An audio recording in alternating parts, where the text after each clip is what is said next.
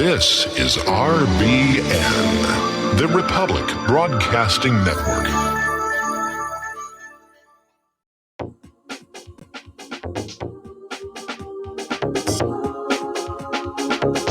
What really happened with your host, Mike Rivero, because World War III is a really bad idea. Here is your host, Michael Rivero. And aloha, America. Welcome to our show today. It is Tuesday, October 29th, 2019. Tomorrow, of course, is Halloween. And hopefully not too much of the country is going to get snowed out for that. But apparently there is a big storm coming down from Canada. This is going to be the real start of winter when that thing hits. And we're probably going to get some of it here in Indiana, but not the full brunt the way the Rockies and everything are going to go. Anyway, getting into the news today, the phone lines are open, 800-313-9443. That's 800-313-9443. Mike is in our control room. He's ready to answer the phone, put you on the air with your comments, questions, and observations. All right. Over the last 24 hours, more and more people are coming on out and saying they're not buying the official story of that raid into Syria, into the Idlib area. Some are suggesting that if, in fact, somebody actually was killed, it wasn't Baghdadi. It was one of the ISIS spokesmen, Abu Mohammed Salama. And as it turns out, the house where the U.S. claimed Baghdadi was living did not belong to him. It belonged to one of the military commanders of ISIS. So this one's already starting to fall apart faster than the story about the raid in Abbottabad that killed the then already dead for years Osama bin Laden here. So there's a lot of skeptical commentary out there. And the story is already mutating to try and patch the holes in it. Article over here from StephenLensman.org. ISIS leader killed, Trump's dubious announcement. And of course, what they're trying to distract from is that this group was created, supported, and controlled by the United States, and their fighters used as proxy troops deployed to Iraq, Syria, Afghanistan, Yemen, and elsewhere, aided by Pentagon terror bombing. And Trump's announcement was a political stunt to divert attention momentarily from Democratic efforts to remove him by impeachment or the 25th Amendment or whatever else they can try and think of. The impeachment thing is in serious trouble. And also, it's going to become a major feature of his re-election campaign by claiming that he's combating terrorism and the scourge, which ultimately was actually created by the United States. If you got to have enemies, sometimes you have to make them yourself. So, Radio Mahafazat Idlib, a Telegram channel, wrote on Sunday that the house that the U.S. claims al-Baghdadi resided in with his family belonged to the commander of Horus al-Din group, and he, and not Baghdadi, was who was killed in the attack, along with his wife and 5 children. Now, the Russian military is continuing to question the official account of the raid, saying it was not aware of any U.S. military operations in the region. Remember, Trump thanked Russia for cooperation in allowing them into the airspace over the de-escalation zone. And Russia's come on out and said, nobody even talked to us about it. And we're not really sure what happened because raids are very noisy things. And there was nothing on radar, and they're just not buying it. They don't think anything actually happened over there. Now, do you remember back when they raided Abbottabad and killed a guy who kind of, sort of, if you squint real hard, looked like Osama bin Laden? Then they dumped his body in the ocean. And they've done the exact same thing with the remains of al-Baghdadi. They call it burial at sea, and they followed all of the Islamic formalities that are supposed to be required, following this very fast DNA test, which confirms it was al-Baghdadi. and that one is also in doubt given how long DNA tests usually take. So remember last time with Osama, the government leaked out a whole bunch of pictures trying to make it look like Osama bin Laden was dead, which all of them ultimately proved to be fake. So this time, they're not taking any chances. All of the photos and videos of this operation, and supposedly what was left of Baghdadi, are classified. They're not going to be coming on out, with one exception. Trump declassified and released a picture of what they're calling the K9 hero who cornered Baghdadi. And apparently they're claiming the dog's name is Conan. And the dog supposedly was hurt after it went into the tunnel in pursuit of Baghdadi. So they're trying to make a hero out of the dog. Over at the Ron Paul Institute, Ron Paul is commenting on the fact that Trump once again has flip-flopped on the Syria withdrawal. He folded up like a cheap suit. He was going to bring the troops home from Syria. No, they're going to go into Iraq. Iraq doesn't want them. Well, we're going to send them back into Syria to guard and protect that oil for Exxon. I mean, to keep it out of the hands of ISIS, keep it out of the hands of Assad. So this isn't, he lied to us. And Ron Paul asks a very, very pointed question. Where does President Trump think he gets the legal or moral authority to send U.S. troops to illegally occupy foreign territory and determine what that foreign country or can or cannot do with its own resources? Because that's the bottom line. That oil belongs to Syria. Doesn't belong to the United States, doesn't belong to ISIS, it belongs to Syria. And they need that money right now to rebuild from the years of war. So Trump had a chance to bring that to an end, but I'm sure the war hawks got on out there and said, you know, if we leave, it'll be seen as a defeat. And if we lose in Syria, the wheels come off the war wagon. We won't be able to get our war with Iran. We won't be able to carry out the plan for the new American century. So it's ramping back up, and they're reselling ISIS as a terror threat. Get you all scared enough to say, oh yes, we must go back into Syria. Here, take my money, take my children. Yes, we have no choice whatsoever than to go back into Syria. So SecDef Esper says the U.S. will keep the Syrian government away from the Syrian oil. And the Pentagon intends to retain control of the oil fields and says they will repel anyone trying to take that oil with overwhelming force. This is thievery. This is brigandry. Are looking for a name for it. It's piracy. So Trump has announced his intention to control the oil and conceivably to try and take some of it on behalf of the U.S. And remember, yesterday Russia released satellite photos showing that the U.S. is in fact smuggling oil out of Syria. And apparently Trump is already talking to the majors like Exxon to go on in and harvest the oil from those oil fields. Now that's going to be a bit of a problem because Russia, Gazprom, already has a contract with the government of Syria to develop those oil fields.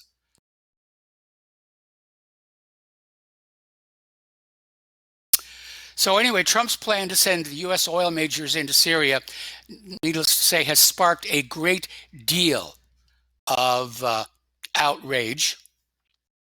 And on October 23rd, the Amsterdam District Court issued an order for the seizure of 100% of the shares of the South Stream Transport BV company, which is contracted to build the offshore section of the Turkish Stream pipeline. All about the oil, it's all about the pipelines and the rights of way and who gets the transport fees. That's what these wars are really all about. So Russia is saying that despite this, the construction of the Turkish Stream pipeline will be completed on schedule. So beginning sometime next year, this pipeline will deliver a combined total of 30 billion cubic meters of gas to Turkey and southeastern Europe per year, bypassing Ukraine. So another article, this one came from journal Neo, saying something stinks in Syria's oil fields, and that's exactly what's going on here. Nobody's buying this nonsense that the United States has any kind of a right to control or exploit Syria's oil. It belongs to Syria, and Syria needs the money. So nobody's sure what's going to happen here, except that this is clearly an act of war against Syria, a country that has done absolutely nothing to us. Now, a little earlier, I was saying they're trying to rebuild the image of ISIS. They need to revive the boogeyman to scare you all into going along with the war agenda. And a former U.S. NATO commander is saying, ISIS is coming back. Terror network will accelerate planned attacks after the death of its leader, and they're going to target the Christmas markets. So they're telegraphing there is, in fact, going to be a false flag. Could be Christmas, could be as early as Thanksgiving. Now, over at WikiLeaks, they had a whistleblower come forward and revealed that the Organization for the Prohibition of Chemical Weapons falsified their reports on the Douma bombing in Syria in 2018 to frame the Syrian government, instead of reporting accurately that the attack was carried out by the Western-backed jihadists. So even the OPCW is compromised on all of this. Alrighty. Now, Baghdadi had been in U.S. custody, and Trump was saying that Baghdadi was fleeing U.S. military forces in a tunnel and then killed himself by detonating a suicide vest that he wore. The Washington Post actually came out with the comment that the fact that he was willing to detonate the vest he was personally wearing proves he was not a coward. And the Russians have come on out disputing this talk about his screaming and crying and whining, because apparently there was no audio hookup down in that tunnel.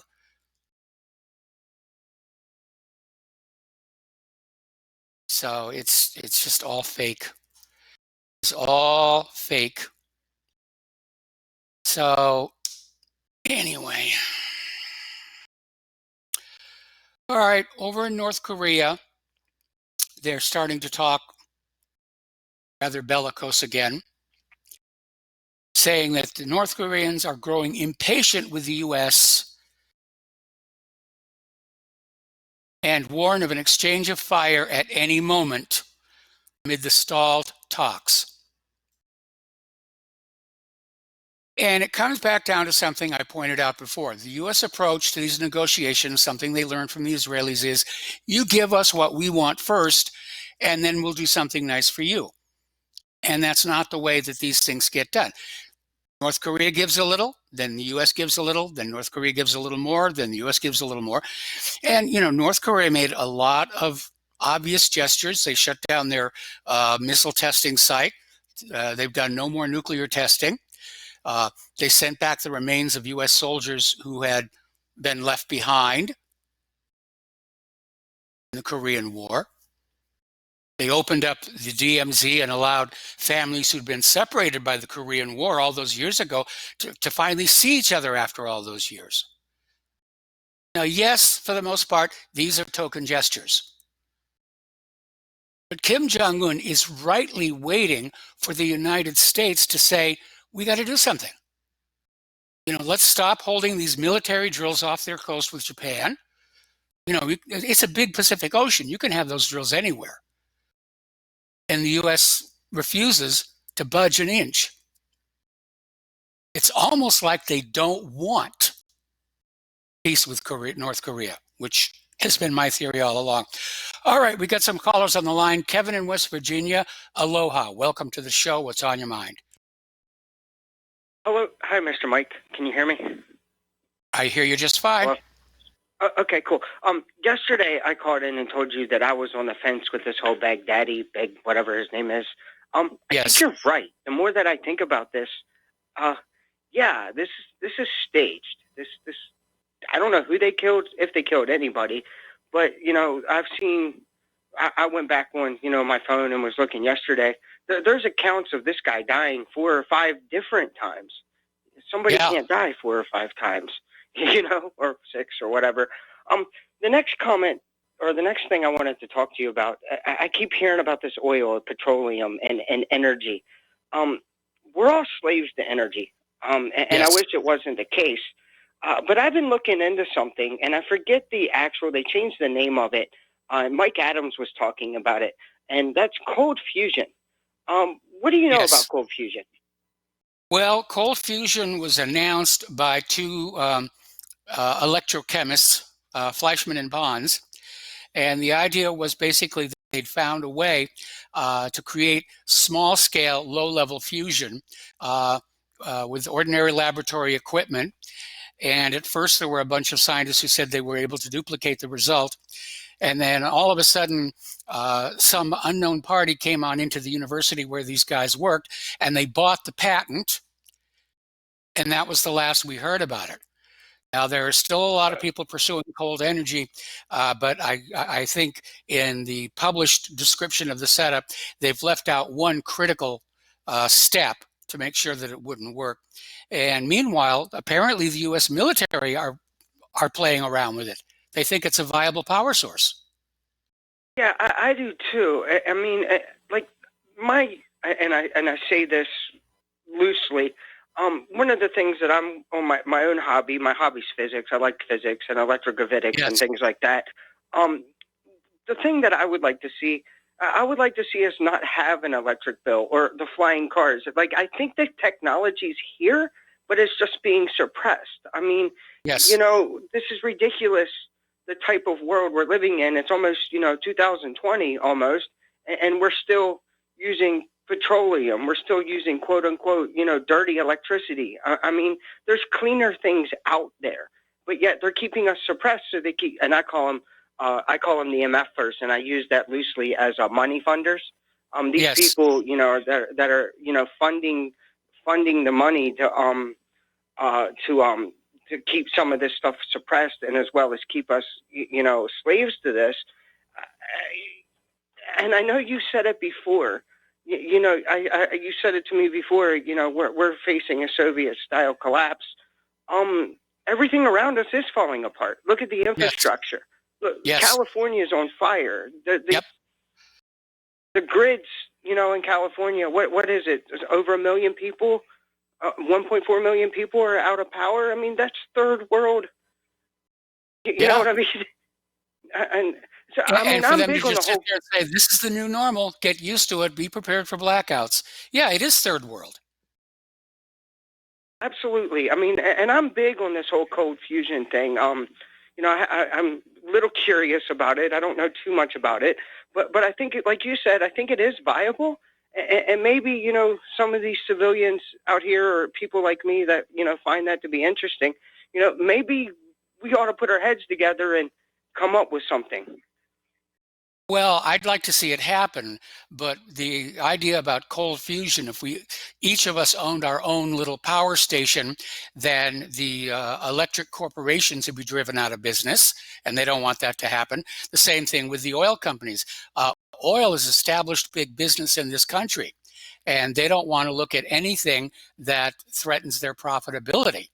They went along with this whole ethanol experiment because they thought it was going to improve their bottom lines, and actually it has. But you're right. Anything that is a threat to the current status quo is going to get dismissed, denied, ridiculed. Anyway, stay on the line, Kevin. I'm going to come right back to you after these words from our sponsors.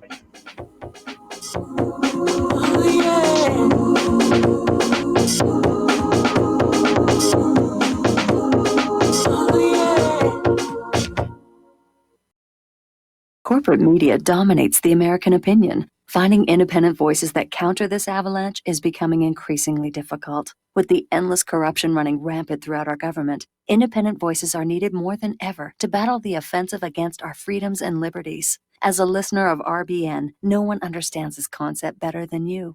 Now it's up to you to do your part. The time has come for you to take action and begin broadcasting the truth to hundreds or thousands of people every month. Sound impossible? Quite the contrary. With pointed slogans from LibertyStickers.com, you can reach countless sleeping Americans unaware that they live in a real-life wonderland. LibertyStickers.com has a huge inventory of political bumper stickers and messages that reflect the truth about our government, our politicians, and the future of America. With so many in stock, there's one perfect for you. Visit us today at LibertyStickers.com. Again, that's LibertyStickers.com.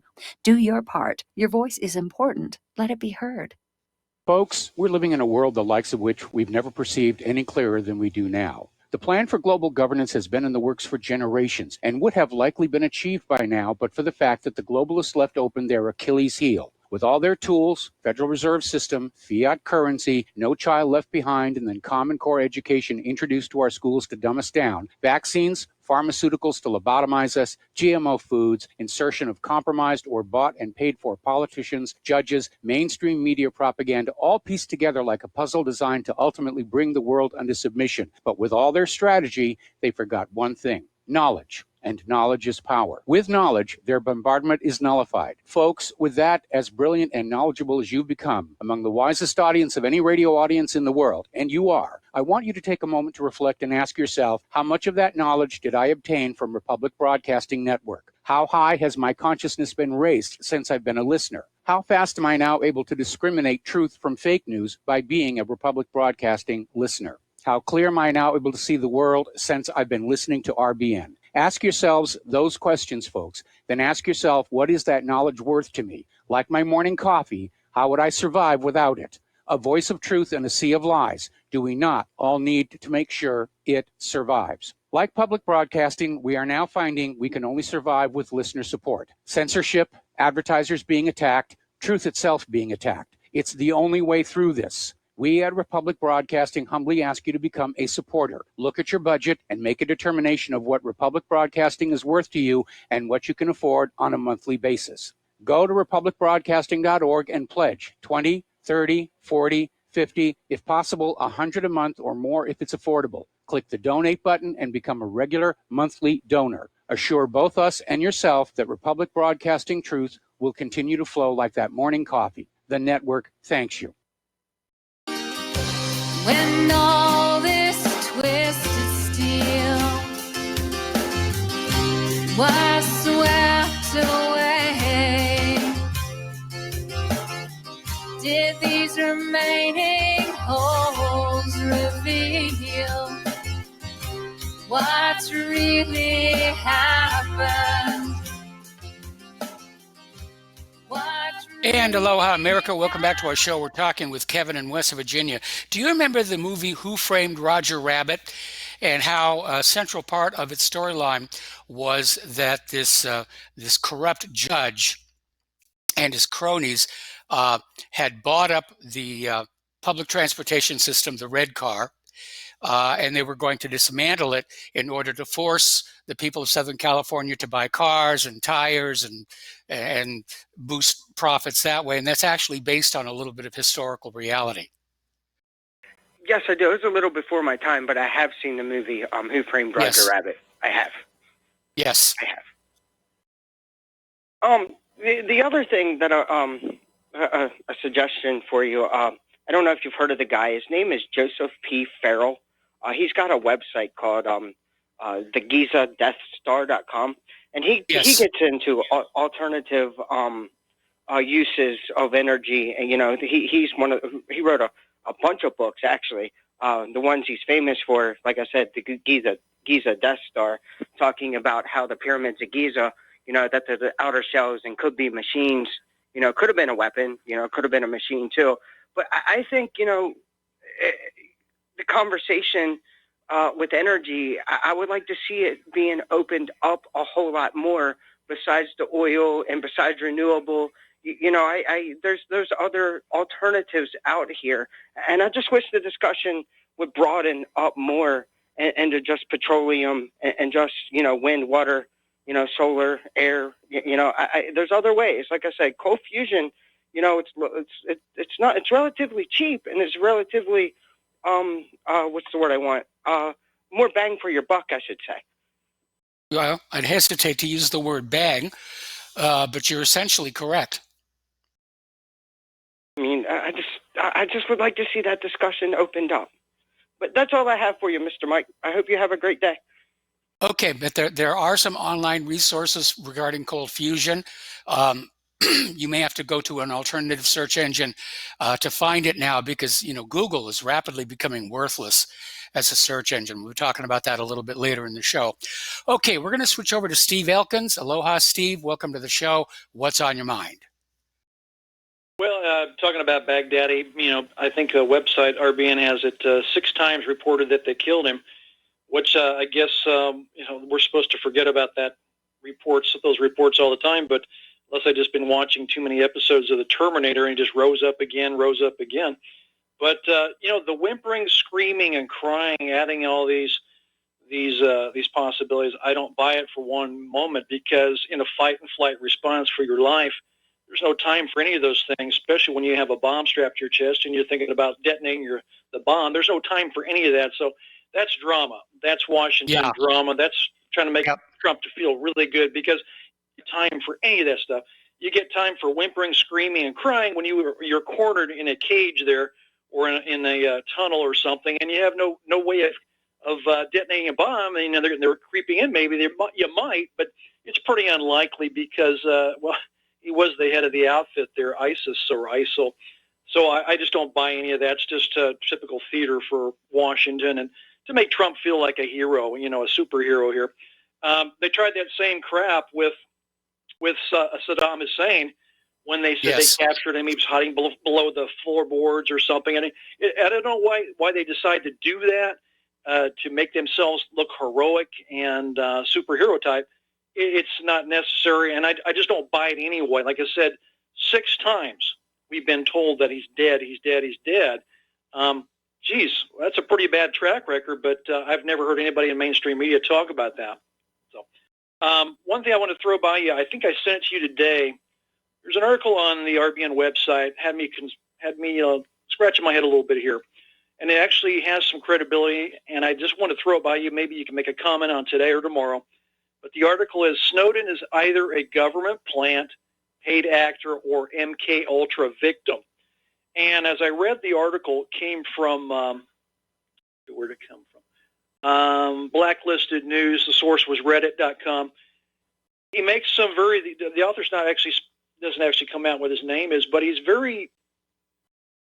there's some credibility. There's something to think about on this. Because if you look at the age of Edward Snowden, a very young guy, and I understand climbing the ladder, how long it takes.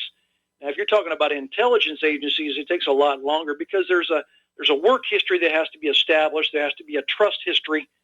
Security clearances isn't just given to you at that top level without first proving yourself, because there's always the possibility of infiltration and spies coming into the agency, and so it takes time to reach that level. So when I read this article, I started thinking, geez, were we duped? Is this possible that Edward Snowden is really not what we think he is? We're thinking he's a patriot, he's a good guy. But then I look what's happening to Julian Assange, who's being tortured, mentally tortured and drugged up, and quite the opposite. And if you read the article, I don't know if you read it yet, but it appears that the author is true when he says that Edward Snowden appears to be very schooled on how to handle himself and talking, and I'm now looking over everything, and I'm starting to think that maybe we were duped on this one, Michael. We might not have been told the truth. This might be part of We cannot rule it out entirely. In fact, stay on the line. I want to hold you over because I've got one more comment about this.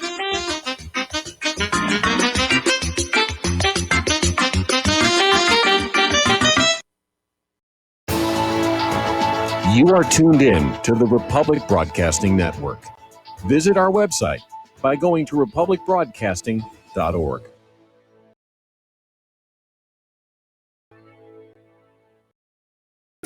Homeowners, are you in foreclosure, expecting to be served with a foreclosure lawsuit, or suspect your lender has coerced you into an illegal mortgage transaction?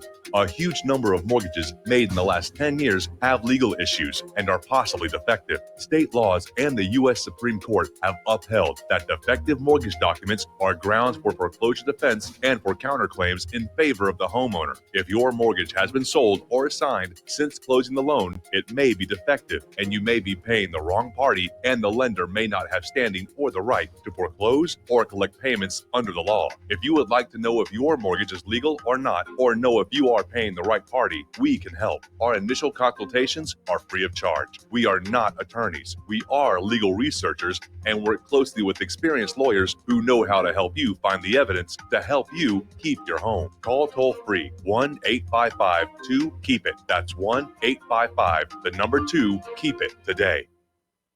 Tired of being lied to by mass media? It's growing more and more apparent today that news is received less and less through standard media outlets. Even with a growing audience every day, RBN is beginning to direct more efforts into social media. Social media and the use of the internet is fast becoming the primary source of people for news, regardless of demographic. RBN has set out to provide some of the best news on the internet through republicbroadcasting.org, and also has begun to use the tools to our advantage by way of social media. Republic Broadcasting is now operating a Facebook page to function as yet another avenue to have our collective voice reach new audiences across not only America, but across the globe as well. The Facebook page features not only news, but also an RBN player to listen to our broadcasts. Get involved by visiting facebook.com/Republic Broadcasting and liking our page and share it with your friends and family, because you can handle the truth. Many people tell us about their experience with Extendivite.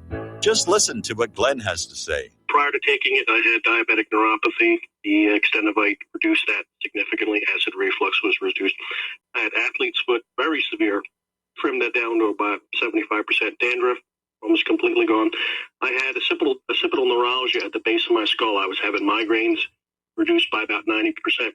Heart palpitations, my heart would kind of stall out. I would skip a beat. Very uncomfortable. And when walking from downstairs going to sleep, by the time I got to the bedroom, which is just one flight of stairs, my heart was pounding, coming out of my chest. My vision was blurry. This completely solved that problem. Great product. Thanks. Tell us your story. Get Extendivite today. Call 1-877-928-8822 or visit heartdrop.com. Extend your life with Extendivite.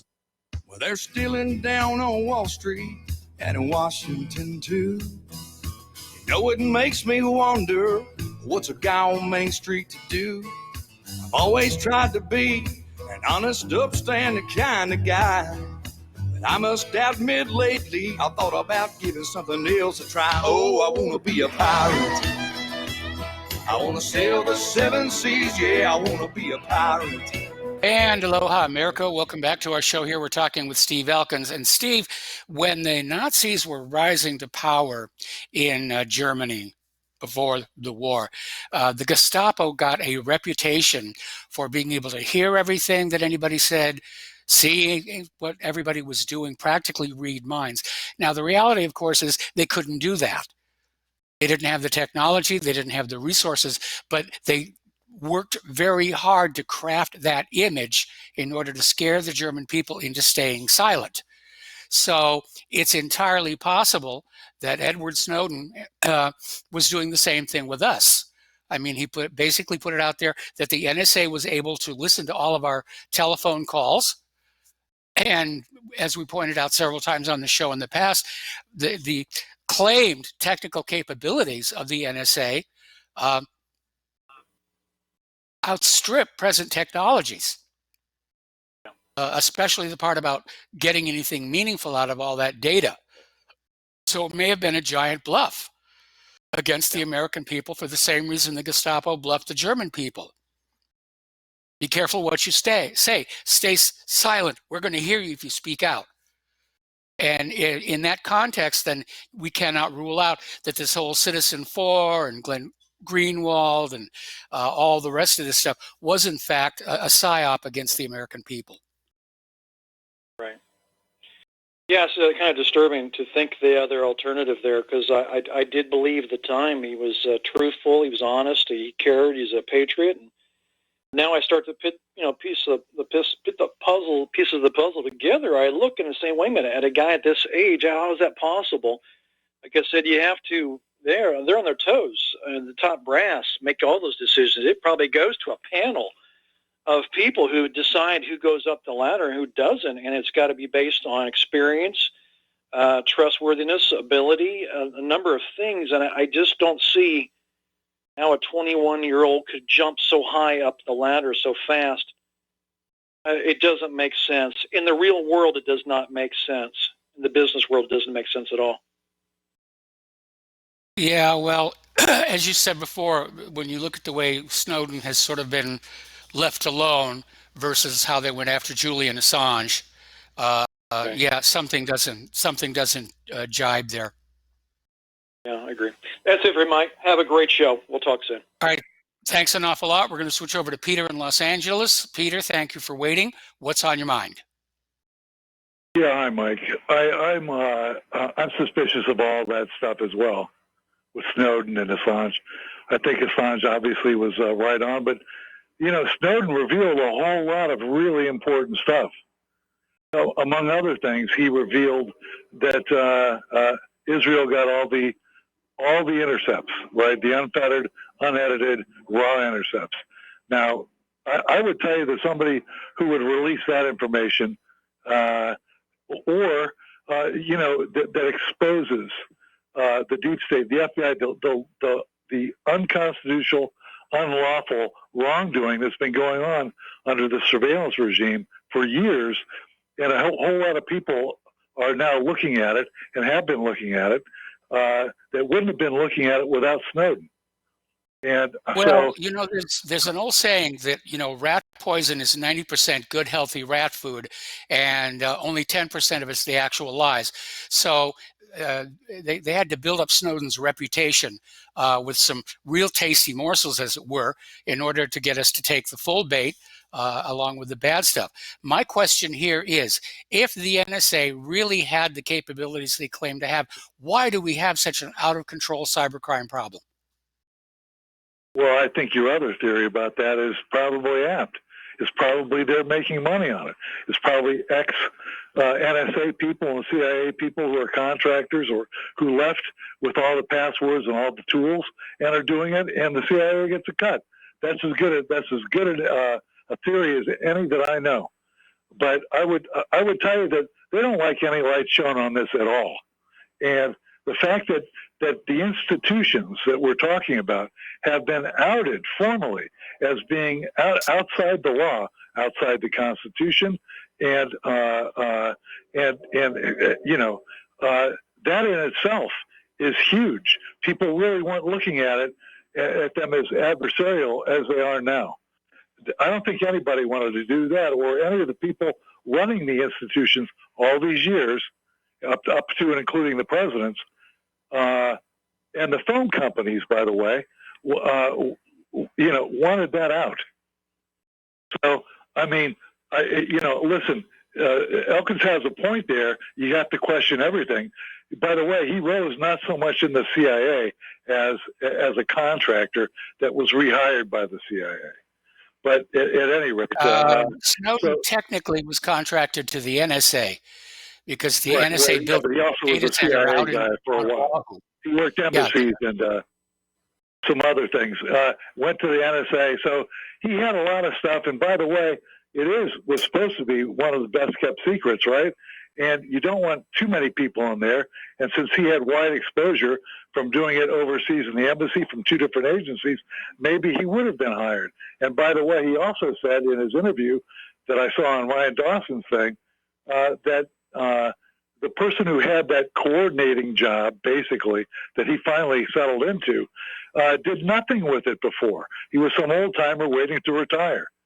And so that was not considered a big-time job, but yet he was considered trustworthy and had a background. What I'm telling you, obviously, is I tend to believe the secrets are too big. The institutions are too compromised, that he said, to have any sort of positive outcome. I mean, they're trying to live that down every day. Clapper had to go and say that he was lying. What do you think that made him feel like, right? When he lied and said, no, we're not surveilling, right? It could be as simple as the fact that Snowden was just very, very good at what he did. I mean, I got hired by NASA JPL right out of high school.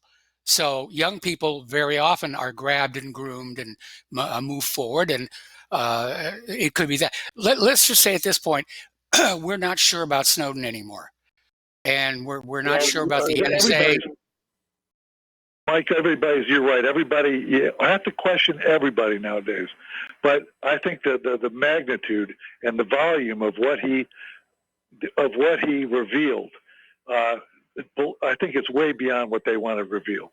And too many people, big people, if the government worked the way it should, Mike, there's a whole lot of people already be in jail. Directors of the CIA, directors of the NSA, presidents would be in jail if things worked the way they should. And that revealed everybody that was going on. And by the way, you're smart as hell, but I've listened to Snowden, and he's smart as hell too.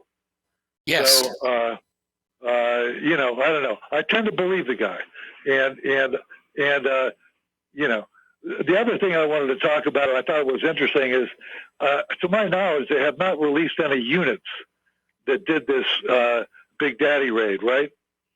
Yeah. So the only and so what did they release as a hero? The dog, who can never be interviewed, who can never turn for money, who can never say the wrong thing. It's like the dead guy they had for the anthrax thing. You may as well make the dog the hero, and they won't have to kill an entire SEAL team like they did last time. Whatever. Well, definitely as far as this so-called raid on Baghdadi, I'm convinced it's not what we're being told it is. I'm not convinced that Baghdadi died, that he'll turn up in another 6 to 8 months once more. But by then, the U.S. will have accomplished its objective of fortifying the Syrian oil fields and just sucking that oil out from under Syria. Yeah, essentially that's right. It is piracy. It's like the slant drilling that we allowed the Kuwaitis to do prior to the Persian Gulf, the Desert Storm, Desert Fox, or whatever the hell I was in it. I don't even remember the name. But they were slant drilling, and we allowed that, and we've always been into pirating stuff. So,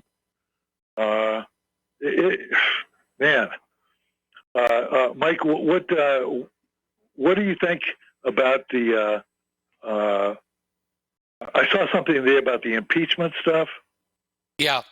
About the vote that they had. It's a vote for impeachment that is not really an impeachment. Yeah, Pelosi's already in thrash mode about that. We're going to be talking about that a little bit later in the show. Well, I'll be looking forward to I know I've taken up a lot of time. You probably have a lot of callers, but yeah, the phone lines are really low. Basically. Yeah. All right, guys. Thanks a lot. All right, thanks an awful lot. We're going to switch over to Dustin in New Jersey. Aloha, Dustin. Welcome to the show. What's on your mind? Conan the Barkinator there. What? Does anybody, Mike, remember when Trump says he died like a dog? And all of a sudden they bring out this dog, Conan. I mean, this is just beyond the pale. Come on now. And Mike, do you realize ISIS has, excavator equipment? They had diggers. They had all this equipment to dig tunnels, trenches, but yet he runs down a dead end. Only in a rerun. And in his own base, where he would know what tunnels had a dead end or had an escape hatch or whatever. That's another part of the story that just doesn't make any sense, that it would have even started down that tunnel. Yeah, I wonder if the same base had Stinger and tow missiles in it. I wonder how he got them there. Yeah. What if, and Mike, I looked at this. I'm not going to rail on Trump, even though I'm going to have to. I didn't want to because, but my God, I saw this thing. It said 82% of evangelicals like Trump. But do they realize that he gave all this money to Saudi Arabia that hates like Christians? Yes. He gave. I don't know if you talked about that. He gave 4.5 million more dollars to the White Helmets, which is a propaganda tool created by the British to be used as a proxy of ISIS. They are ISIS. They are jihadis. He gave them 4.5 million more, and I want to know all these Trump supporters who still call in, believe in this dude. Okay, like why? Why do you like? How come he didn't use that 4.5 million for all of our veterans who got issues sleeping on the freaking streets of this country? Why didn't you use it?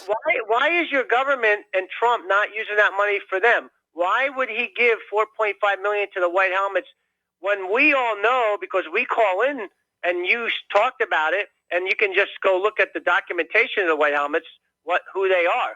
Why would he do that if Trump is our best buddy, or he's going to do something for us? Because as far as I'm concerned, Mike, up until this date, what's today, the 28th, 29th? You know, 29th. Where's the arrest? Where's the indictments? I talk about this every other day. Where's the wall? The troops were coming home, and now they're not. When are people going to wake the hell up to figure out it's BS? It's BS. Yeah. I mean, I don't understand why people still we've been played. We've been played, Mike. Okay, and people are still accepting to be played. Like, when are they not going to be played? When if Trump gets in for the second term and nothing's still done, are they still going to support him? But at that point, it don't matter. You know? Like, nothing's changed. Nothing is freaking changed, man. You know, and by the way, the Federal Reserve is still pumping liquidity into the banks. So that's not changed.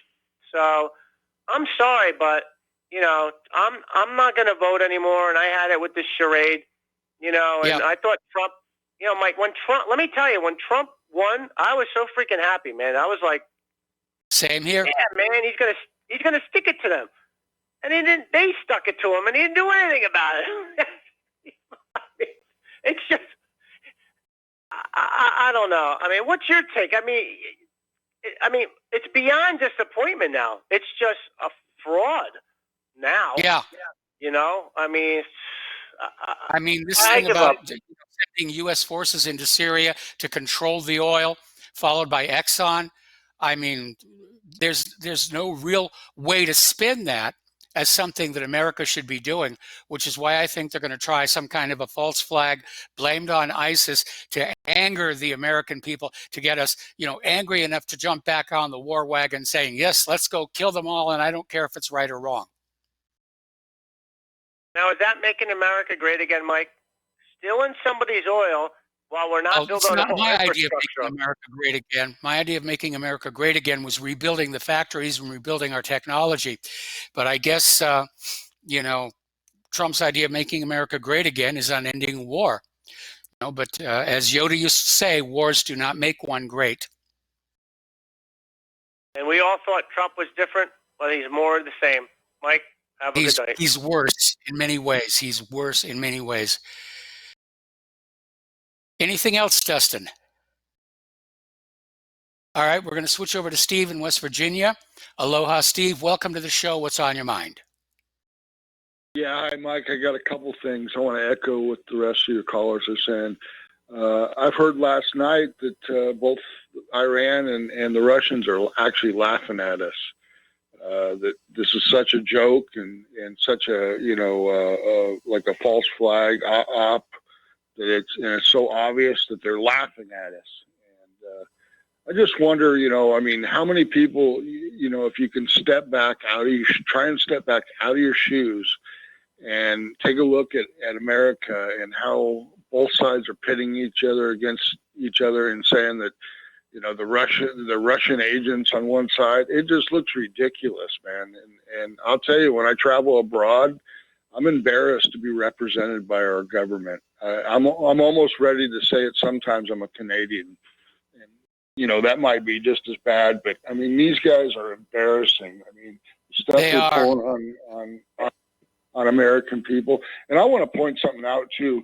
What you said about Snowden, Webster Tarpley, when he used to go on Rents, he used to be a regular guest on Rents about every 2 weeks. And he said that a long time ago, that Snowden was just an op, and that's all it was.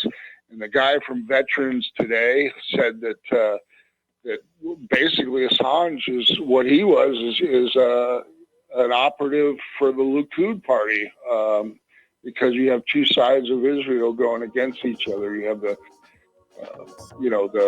bulk of I forget what they call them, but the Likud. All right, well, Steve, I got to put you on hold. I got to put you on hold. We got to take another break for commercials. Stay on the line. We'll be right back.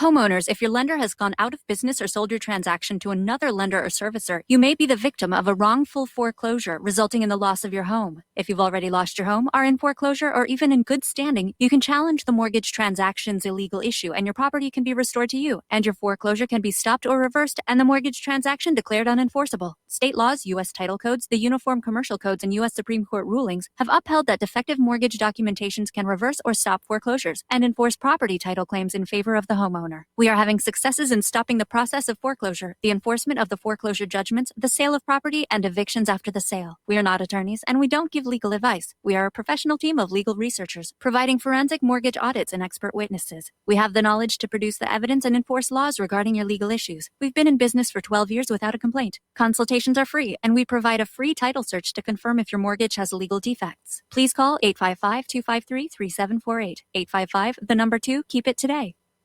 Corporate media dominates the American opinion. Finding independent voices that counter this avalanche is becoming increasingly difficult. With the endless corruption running rampant throughout our government, independent voices are needed more than ever to battle the offensive against our freedoms and liberties. As a listener of RBN, no one understands this concept better than you.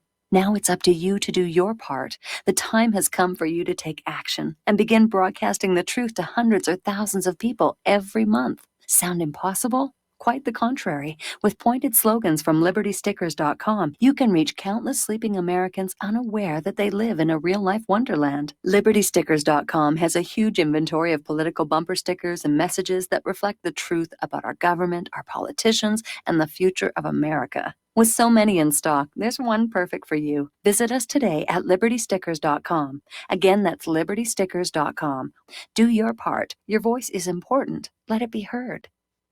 Extend your life with Extendovite. When your doctor tells you you have bad cholesterol or blockages in the arteries, what do? When diet and exercise is not enough, we try medications and hope for the best. For the last 2 decades, I have been telling people about a natural method to help solve these problems and more.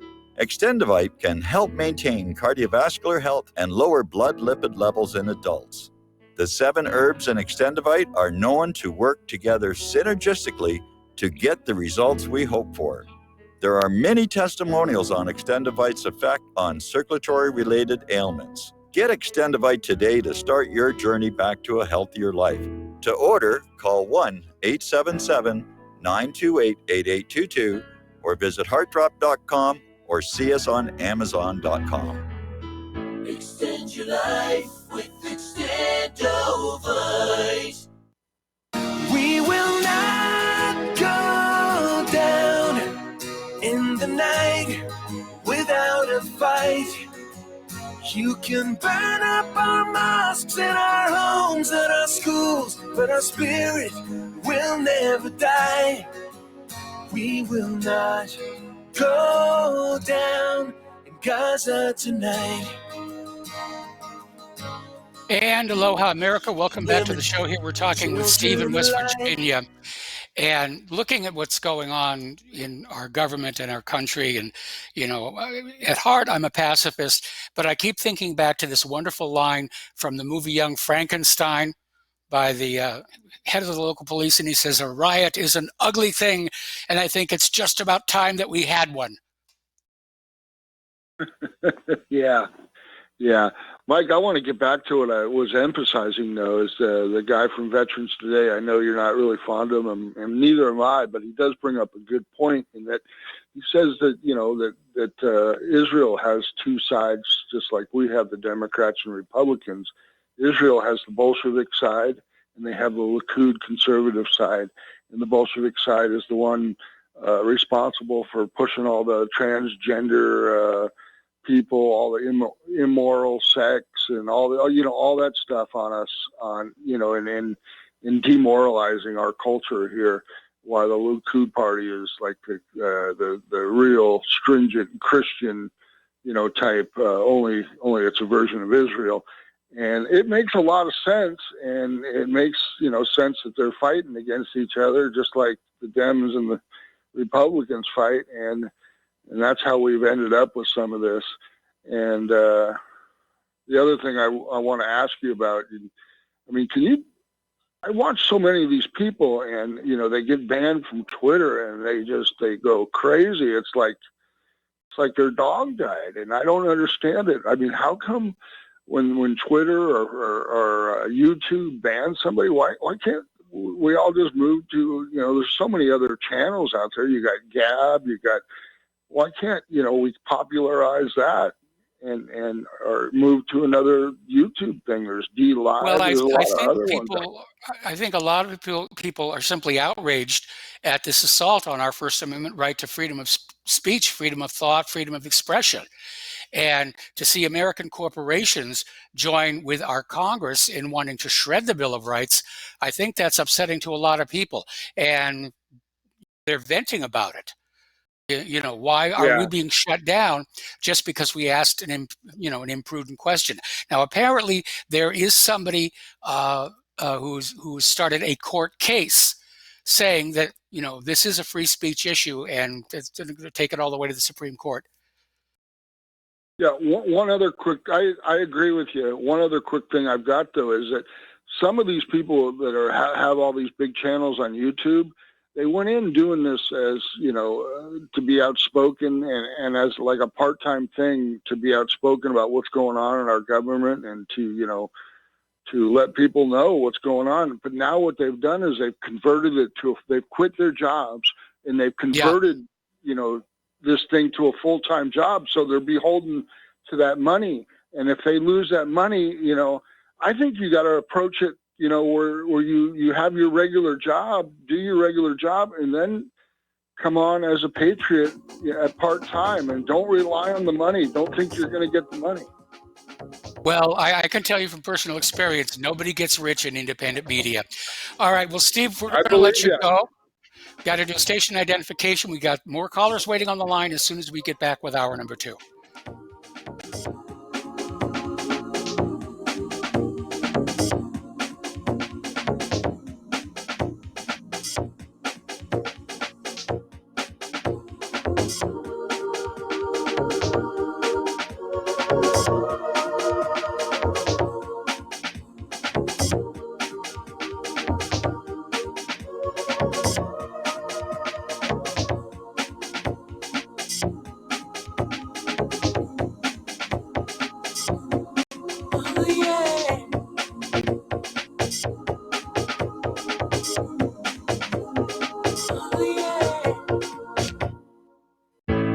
The reviews for Extendivite are amazing.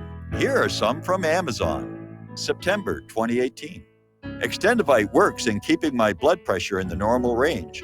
I've been using Extendivite for many years now. May 2018. Great product. I use regularly and I rarely get sick. March 2018. This product has relieved what appeared to be angina pain in my chest and shortness of breath after climbing stairs. I'm quite happy about it. February 2018. My husband, son, and I have been using this product for a few months now, and we have noticed an improvement in our joints and blood pressure. Tell us your story. Get Extendivite today. To order, call 1-877-928-8822. That's 1-877-928-8822, or visit heartdrop.com. Extend your life with Extendovite. You're listening to the Republic Broadcasting Network, because you can handle the truth.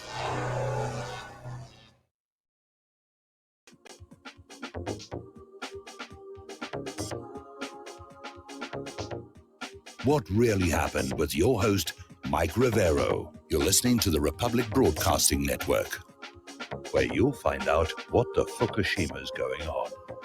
And aloha, America. Welcome back to our show, hour number 2. The phone lines are at least partly open, 800-313-9443. So let's take a phone call from Jeff in St. Paul. Aloha, Jeff. Thank you for waiting so patiently. What's on your mind? Okay, we lost Jeff in St. Paul. So the next one would be HB, initials only. So welcome to the show. What's on your mind?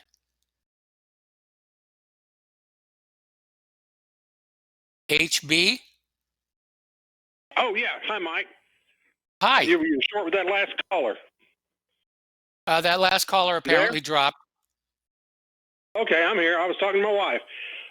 Called in to make a comment about AOC. Yeah. Just appearing out of nowhere and going right to the top of the Democrat Party. But my wife was telling me that she was in something called the Young Democrats or the National Democrats or something. So what do you think about that? Well, I mean, she was obviously politically involved and liberal for most of her adult life, but she was literally recruited and groomed to run for office during the midterms. And I don't think much nobody's saying that, you know. I haven't heard anybody else say anything like that either. Well, that's just from where I sit. That's the only thing that makes any sense because, you know, just being in the Young Democrats does not qualify you to be a member of the Congress. And if you look at some of her thinking, some of the outlandish things she's said and done, you know, I have to shake my head and say, is this really the best this country can do for representatives? And how did they let Oman or whatever her name is go that far when she's such a fraud? I mean, it's just ridiculous. Well, they wanted to load up the ranks with, you know, attractive upscale females because they're going to be courting the women's vote next year.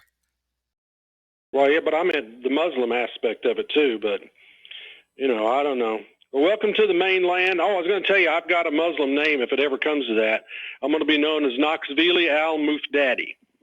Okay. So everybody needs to get him a Muslim name. All right. Well, thank you very much for the phone call. We're going to let you go and switch over to Bob in New Jersey. Aloha, Bob. Welcome to the show. What's on your mind? Hello, Mike. How are you? Hope everything's well with you and Claire. Well, I just wanted to mention to you that there might be another way of looking at what Donald Trump did with Abu Baghdadi. To me, he was mocking the Obama's attack on Tim Osman, you know, the CIA boy. Yeah. And he was already dead many years before. He died of natural causes in 2000. I believe it was December 2001. And they had the staged press event and everything, and Trump did the exact same thing. I think this was a message to the other side. And he had staged the attack while Pelosi and Schiff were in the Near East. So I think there's a little more to this story than meets the eye. I think he knew what he was doing. I think Baghdadi, the information I get, he's ISIS, Israeli Secret Intelligence Service. He's Mossad all the way. ISIS never attacks Israel because they're funded by Israel, and they're funded by a faction here in the United States, an alphabet agency beginning with a C. Yep. They need enemies. And as for the oil, I believe he took the oil because China is desperate for oil, and they may be forced to come to the table. And I know China would have had their eyes on that oil through Turkey. So I wouldn't be at all surprised that's what it is. And as for AOC that the last gentleman mentioned, she was auditioned for a part in the Justice Democrats, which was funded by George Soros founded by Cenk Uygur. Yes. And they ran 96 candidates in Democratic primaries, and their objective is to take over the Congress. And it seems like they only got I think they got 7 elected. Yes. And with that, but the press goes along with them as if they're the majority. That's all I have to say. Thanks a lot, Mike. Well, I like your observation that Trump may be grabbing Syria's oil as a bargaining chip against China. We certainly don't need the oil. We've become a very large producer of oil here in the United States of America. But again, I think the rest of the world is going to see this for exactly what it is, an act of international banditry. And exactly, banditry it is. Yep. Okay, Mike, thanks a lot. All right, thanks an awful lot. The phone lines are now open, 800-313-9443. Okay, getting on back to the news here. Apparently, everyone has come to the conclusion that Russiagate was a complete hoax, was complete fake, trying to set Trump up. But the Spygate aspect of it is real. And they're saying Horowitz is about to prove it. Now, Horowitz turned in his report into potential visa abuses to Attorney General William Barr almost 4 weeks ago. Interestingly enough, nothing has been leaked. And that in and of itself should be sending a message. And if there was anything that could be leaked from the report that would mitigate the coming fallout, we would have seen it by now. So this suggests that the report is incredibly damaging to the Obama administration. Boy, I sure hope so. Pat Buchanan wrote an article, Is Trump Facing a 1960s Style Revolt? And they're talking about how Trump went to the World Series game the afternoon that Baghdadi was killed, and the people in the stands booed him. Well, I mean, Washington, D.C., only 4% of them voted for Trump in 2016. So he had to know it was going to be a hostile crowd going on in there.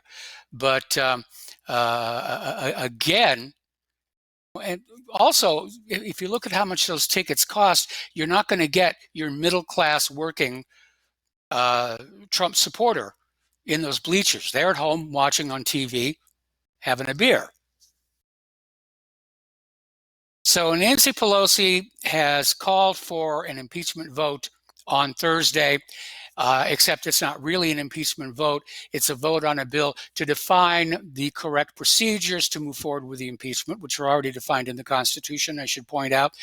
And so, she kept insisting, I don't need a vote, I don't need a vote. Now she's trying to legitimize herself with a vote. And it's reached a point where Representatives Mark Meadows and Kevin McCarthy just called her out on it, saying this is all a sham. It's just political theater. So Pelosi has since said it's not a formal impeachment inquiry resolution. It just sets some new rules, and this is not technically a House resolution. So basically, she's backtracking, which I read as an admission that the whole process has been botched right from the very, very start. Now, Representative Jim Jordan is saying, if the vote goes ahead, it won't change anything. Absolutely will not change anything. President Trump has gone after Democrats on this impeachment thing, and he says, Adam Schiff is a criminal. Okay, well, slap on the handcuffs here. William Barr says that the U.S. attorney investigating the Trump-Russia probe origins is making great progress.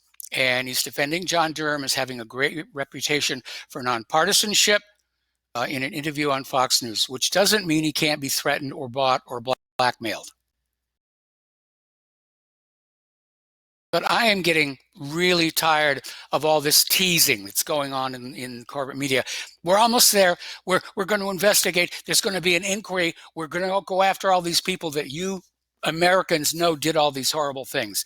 Now, there is a story that's out there. It's came from 12160.info, that James Comey has turned. It is now agreeing to cooperate with investigators. I think this is like the second one. And now we're going to see a lot of them trying to make deals. It's like birds on a wire.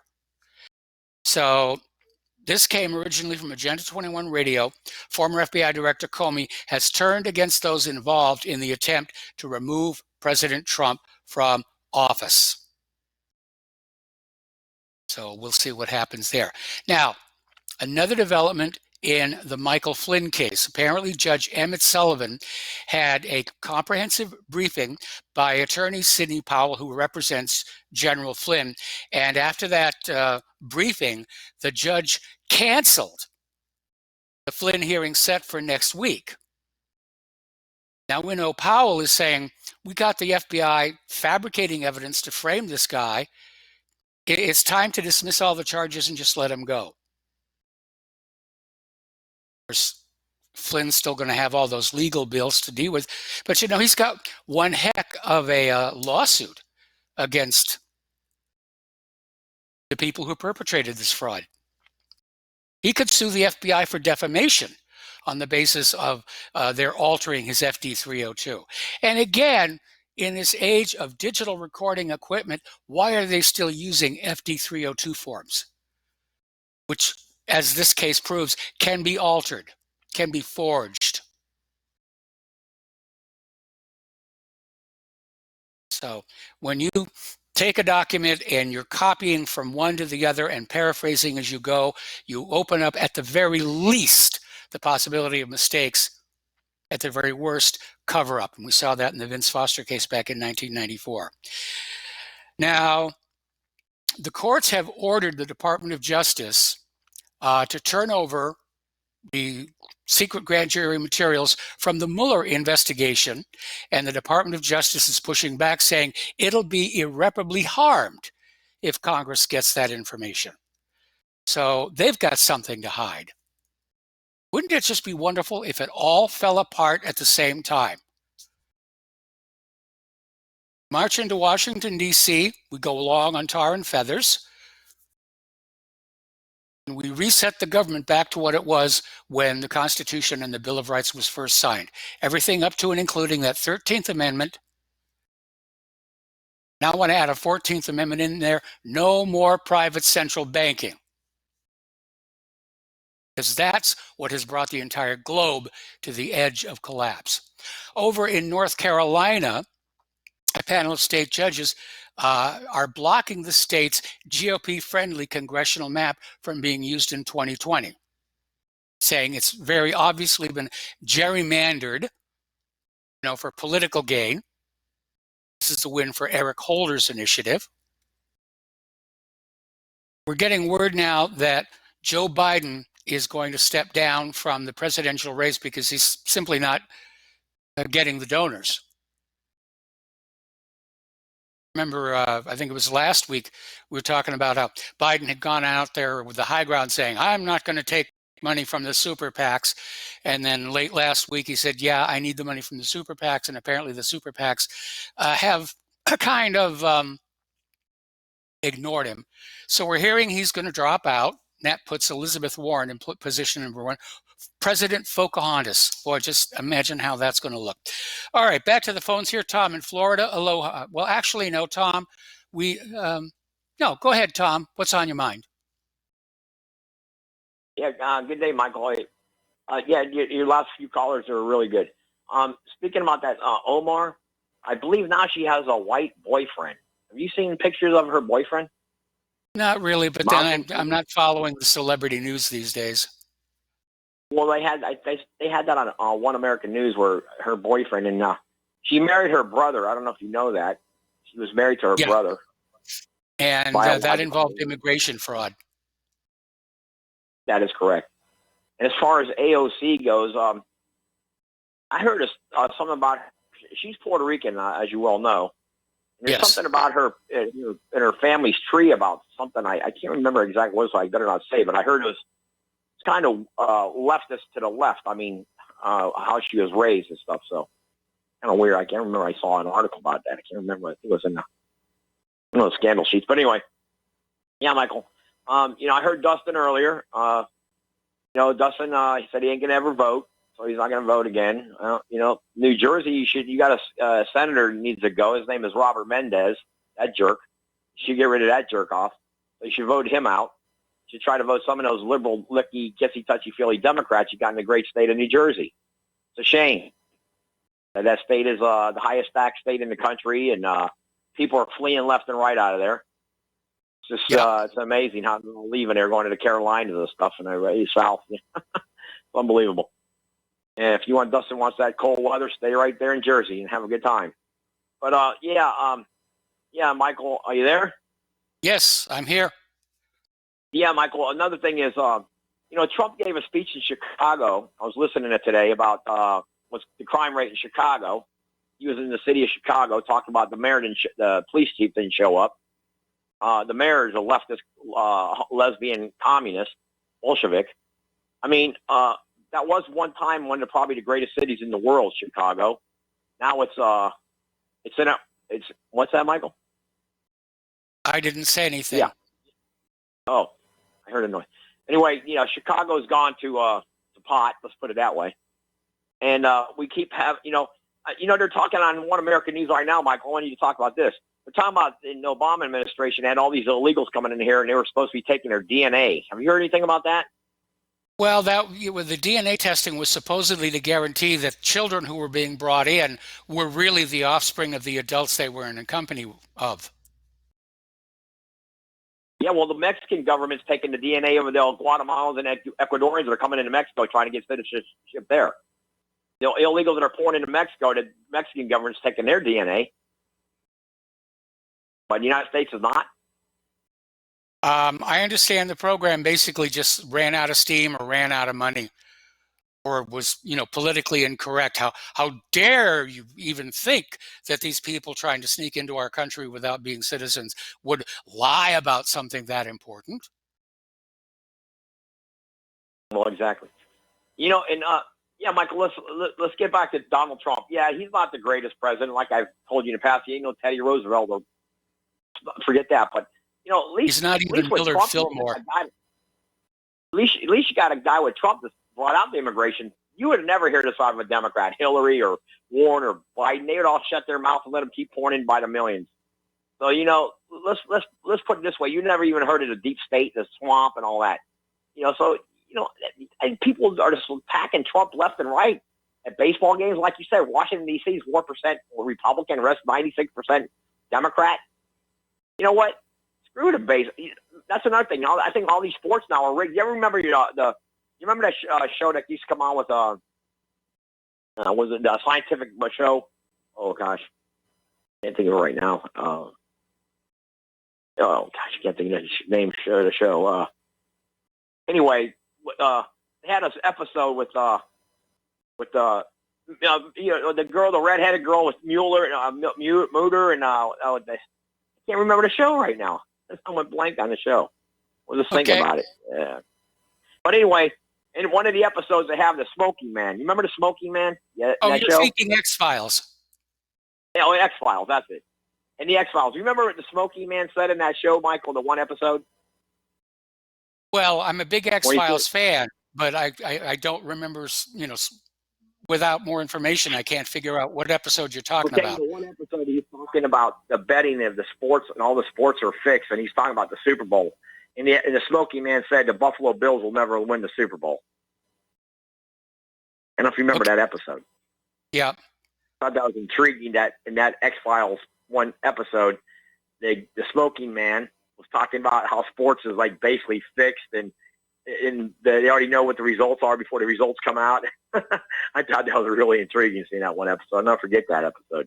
When they called Do you remember the Chicago Black Sox? Yes. Yeah.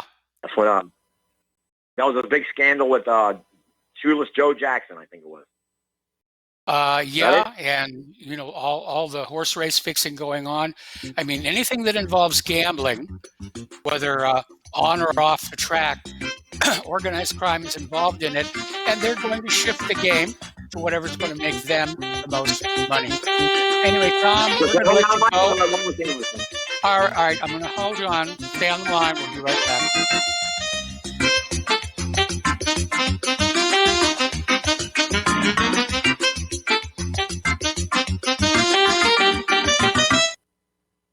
Hey, this check is wrong. I worked a holiday and 7 hours of overtime. Not getting paid correctly is a real pain. It could also hurt our boss if our company provides out-of-compliance checks.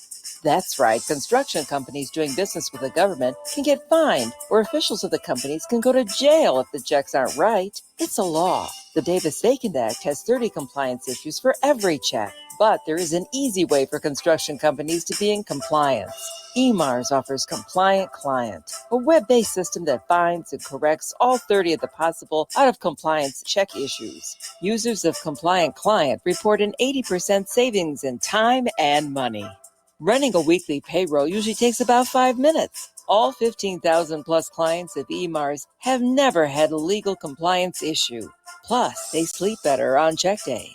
Contact EMARS at emarsinc.com or call 480-595-0466.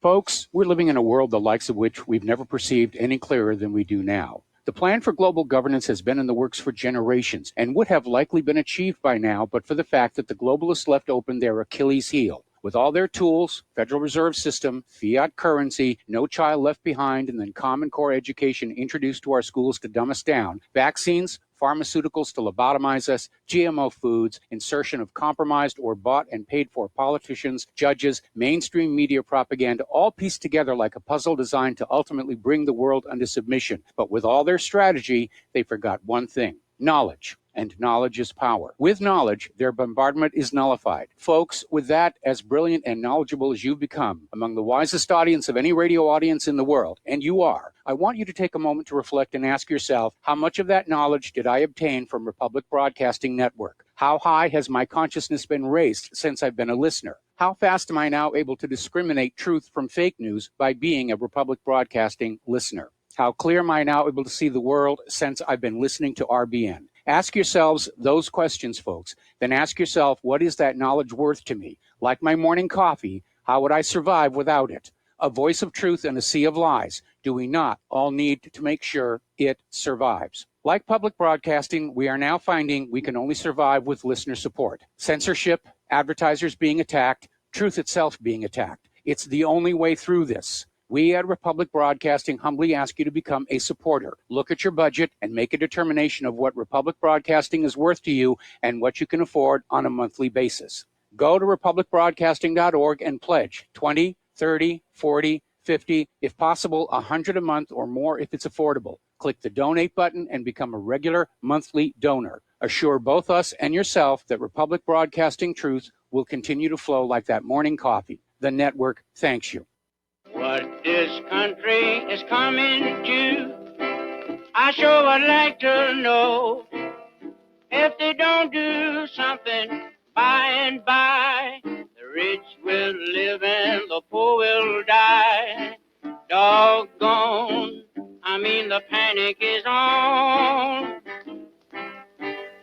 Can't get no way, can't draw no pay.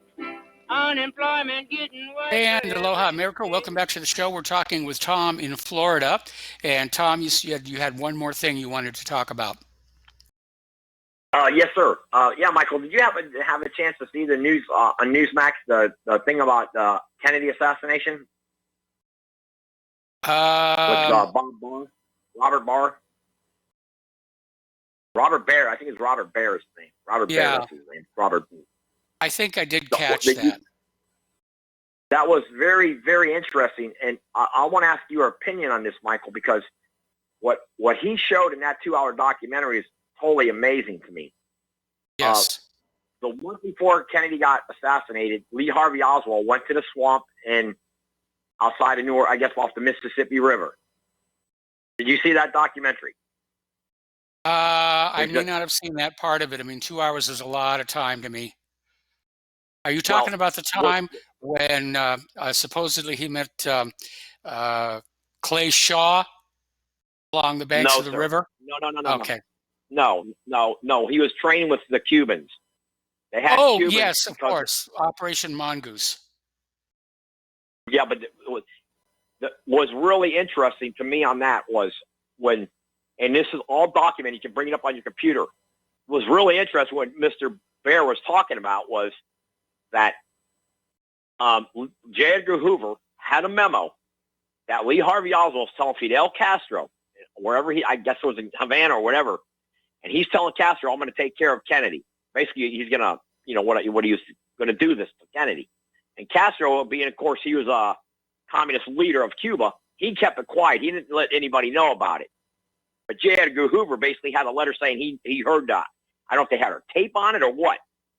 But how is that possible that J. Edgar Hoover had a letter and Oswald's talking to Castro about what he's going to do to Kennedy? Well, I got to be very honest. First of all, J. Edgar Hoover, was no more honest than any other FBI agent, as we just found out through Lisa Page here. Second of all,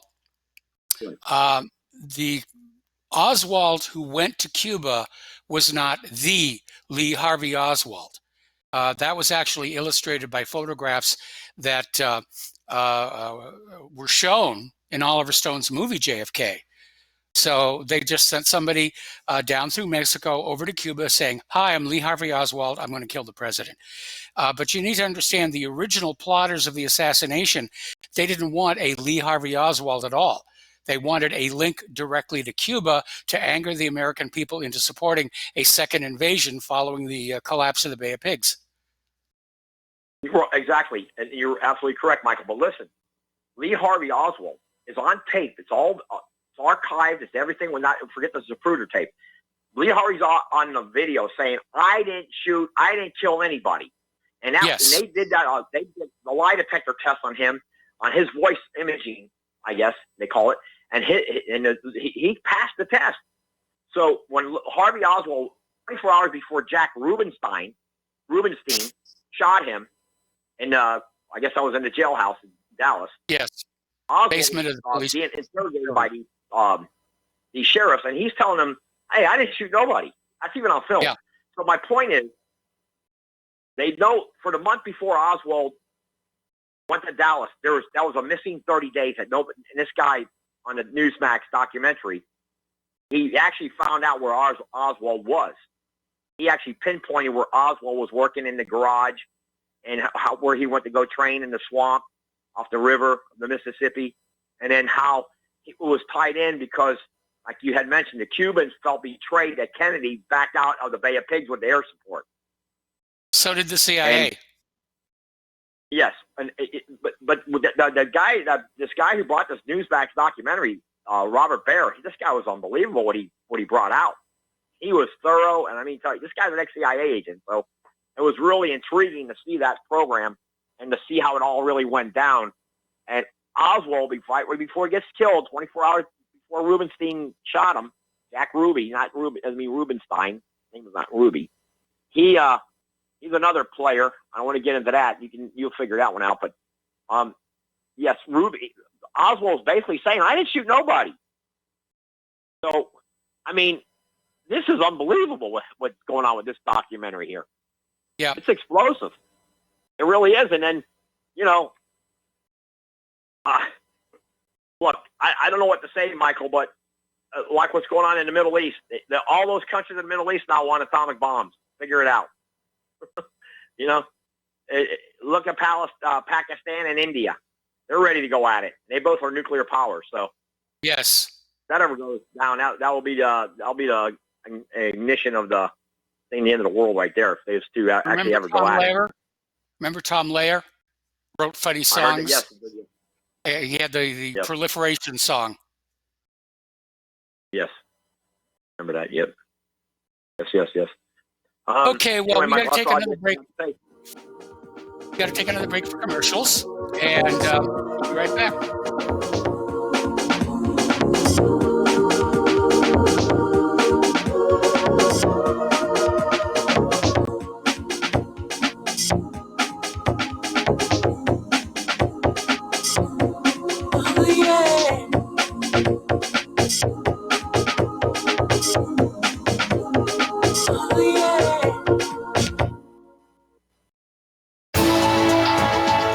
are tuned in to the Republic Broadcasting Network. Visit our website by going to republicbroadcasting.org.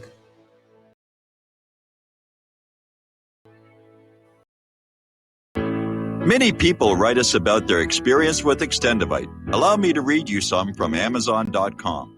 This product is superb. I have been taking it for about a year now, and I can feel my cardiovascular system run like a Swiss watch. I definitely recommend this product for anyone that has high cholesterol, high blood pressure, and heart palpitations, A+. It's potent, but it works. I have been waking up for the past 3 years with numb hands, and a week into using Extendivite, my numb hands seem to have cleared up. My circulation was off, and now it's back on track. So I'm happy. I feel so energized, and I have my husband on it now. My mother-in-law has cholesterol problems, so I bought her a bottle as well. Thank you so much. Love the product. Tell us your story. Get Extendivite today. Call 1-877-928-8822 or visit heartdrop.com. Extend your life with Extendovite. Tired of being lied to by mass media? It's growing more and more apparent today that news is received less and less through standard media outlets. Even with a growing audience every day, RBN is beginning to direct more efforts into social media. Social media and the use of the internet is fast becoming the primary source of people for news, regardless of demographic. RBN has set out to provide some of the best news on the internet through republicbroadcasting.org, and also has begun to use the tools to our advantage by way of social media. Republic Broadcasting is now operating a Facebook page to function as yet another avenue to have our collective voice reach new audiences across not only America, but across the globe as well. The Facebook page features not only news, but also an RBN player to listen to our broadcasts. Get involved by visiting facebook.com/Republic Broadcasting and liking our page and share it with your friends and family, because you can handle the truth. Homeowners, are you in foreclosure, expecting to be served with a foreclosure lawsuit, or suspect your lender has coerced you into an illegal mortgage transaction? A huge number of mortgages made in the last 10 years have legal issues and are possibly defective. State laws and the U.S. Supreme Court have upheld that defective mortgage documents are grounds for foreclosure defense and for counterclaims in favor of the homeowner. If your mortgage has been sold or assigned since closing the loan, it may be defective, and you may be paying the wrong party, and the lender may not have standing or the right to foreclose or collect payments under the law. If you would like to know if your mortgage is legal or not, or know if you are paying the right party, we can help. Our initial consultations are free of charge. We are not attorneys. We are legal researchers and work closely with experienced lawyers who know how to help you find the evidence to help you keep your home. Call toll-free 1-855-2-KEEP-IT. That's 1-855-2-KEEP-IT today. Some are maxed out all their credit cards. Some are working 2 jobs and living in cars. Minimum wage won't pay for a roof, won't pay for a drink. If you gotta have proof, just try it yourself, Mr. CEO. See how far $5.15 an hour will go. Take a part-time job at one of your stores. I bet you can't make it here anymore. And aloha, America. Welcome back to the show here. Now, speaking of Alexandria Ocasio-Cortez, she is now out there claiming that predominantly white companies are helping hurricanes kill off predominantly black and brown lives. Now, I don't know how she got to that, but obviously playing the race card here. And just in time for the holiday shopping season, Alexandria Ocasio-Cortez has put out her very own 2020 wall calendar.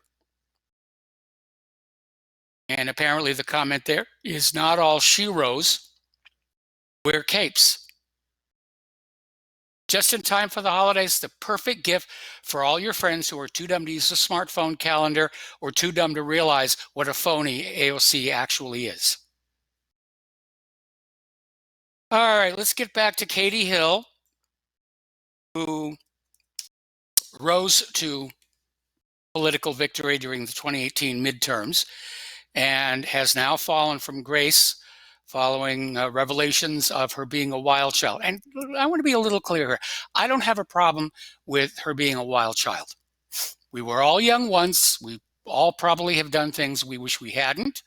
We're glad we survived. Let's be a little bit honest here. But yesterday, she announced her resignation from the House of Representatives over the scandal.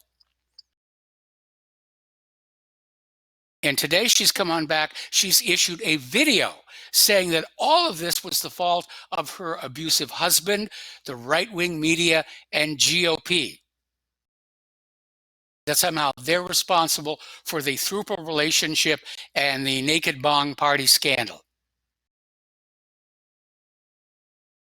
Now, the media is already out there. The corporate media is out there trying to suggest that she really did nothing wrong, even though Congress passed a bill last year banning what she did, which was the relationship with her staffers.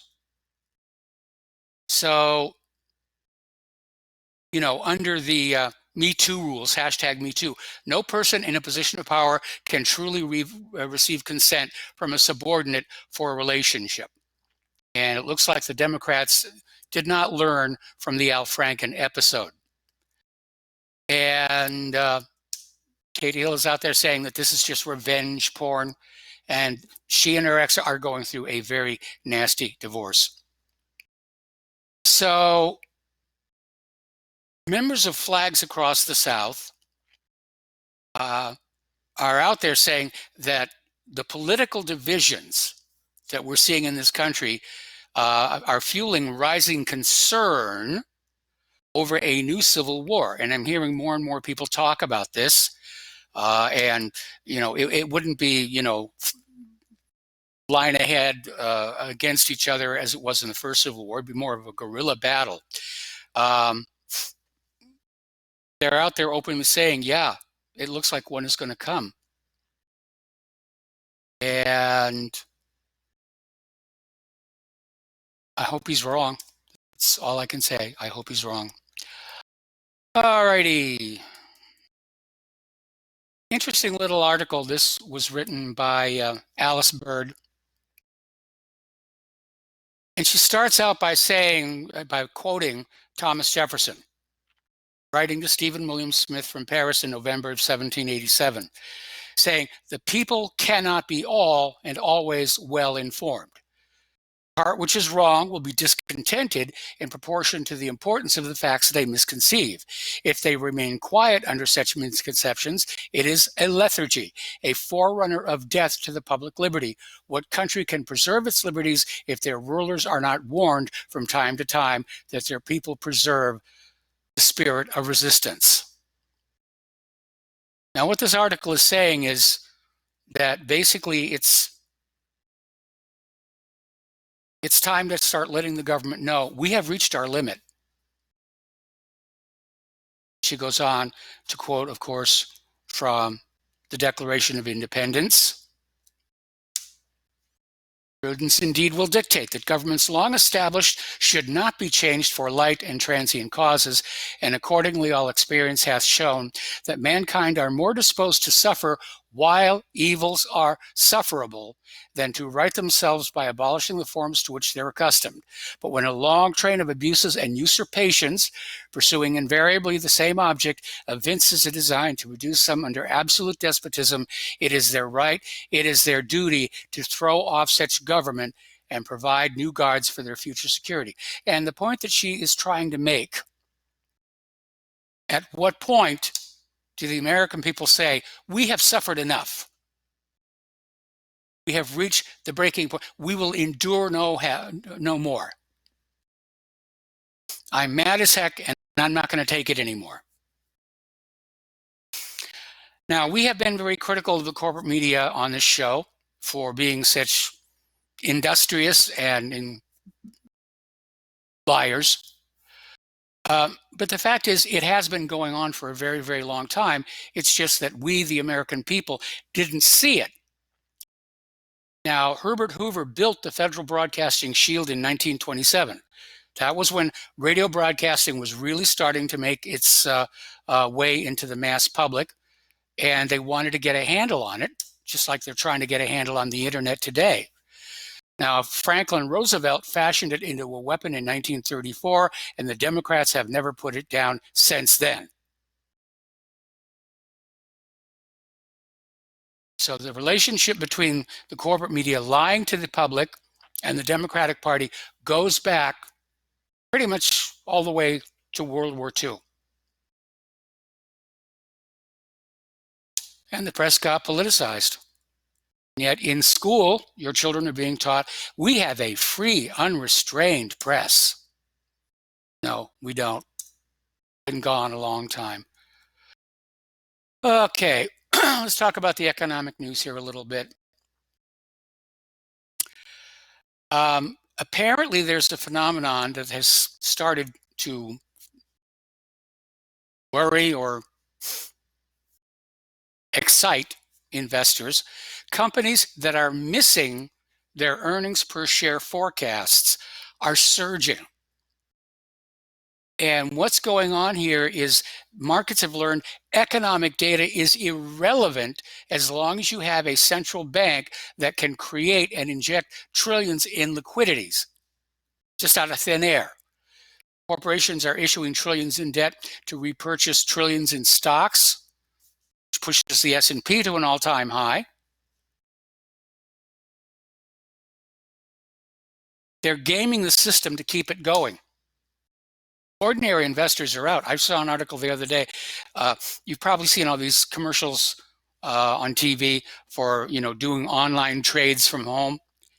And there was a study done that showed something like 98% of the people who engage in online trading are going to lose money. For one thing, they don't have access to the insider information. For another, they can't possibly compete with the high-speed computerized trading that goes on between the big brokerages. But according to this report from Deutsche Bank, we've reached a point, not only are earnings misses by European companies not punished, they're being rewarded by the most on record. All right, we're going to take a phone call now. Lenny in California. Aloha, Lenny. Welcome to the show. What's on your mind? Well, Mike, thank you for taking my call. I would like to start off with Katie Hill. Now, okay. I have no argument. I have no argument with what you're saying. What anybody does with their sex life, that's their business. But I would like to talk about the obvious omission of the media, and that's that so-called Nazi cross near her pelvic region. Now, yes. If there had been a picture of Trump, the media would have tortured. I mean, let's just go ahead. I'll use the word. They would have lynched him by now because of it. Okay, and that's the hypocritical aspect I have with the so-called liberal media. Okay, they can be conservative with information when they want to be, when it's to their convenience. Okay, but that's what they're being really quiet about. But I want to move on to I think it was Frank from North Carolina. I think the gentleman's from North Carolina. I'm not sure, but when he brought up when you guys were talking about Snowden. Yes. And I remember that interview with Wester Tarpley way back then.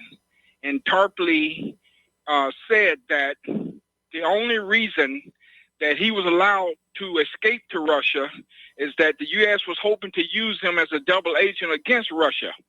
Okay, they let him escape to Russia, hoping Russia would snatch him up, thinking that he had information. But Putin had since come out and said he's not even interested in what anything Snowden has to say. He can stay there if he like. If he wants to seek asylum and stay there, that's fine. But the Russians say they don't need anything from him. So I do agree with that. With that's how that was played. But the Russians just didn't bite. Now I want to move on to something that Tom said earlier, and I'm like you. I am too a big fan of the X-Files.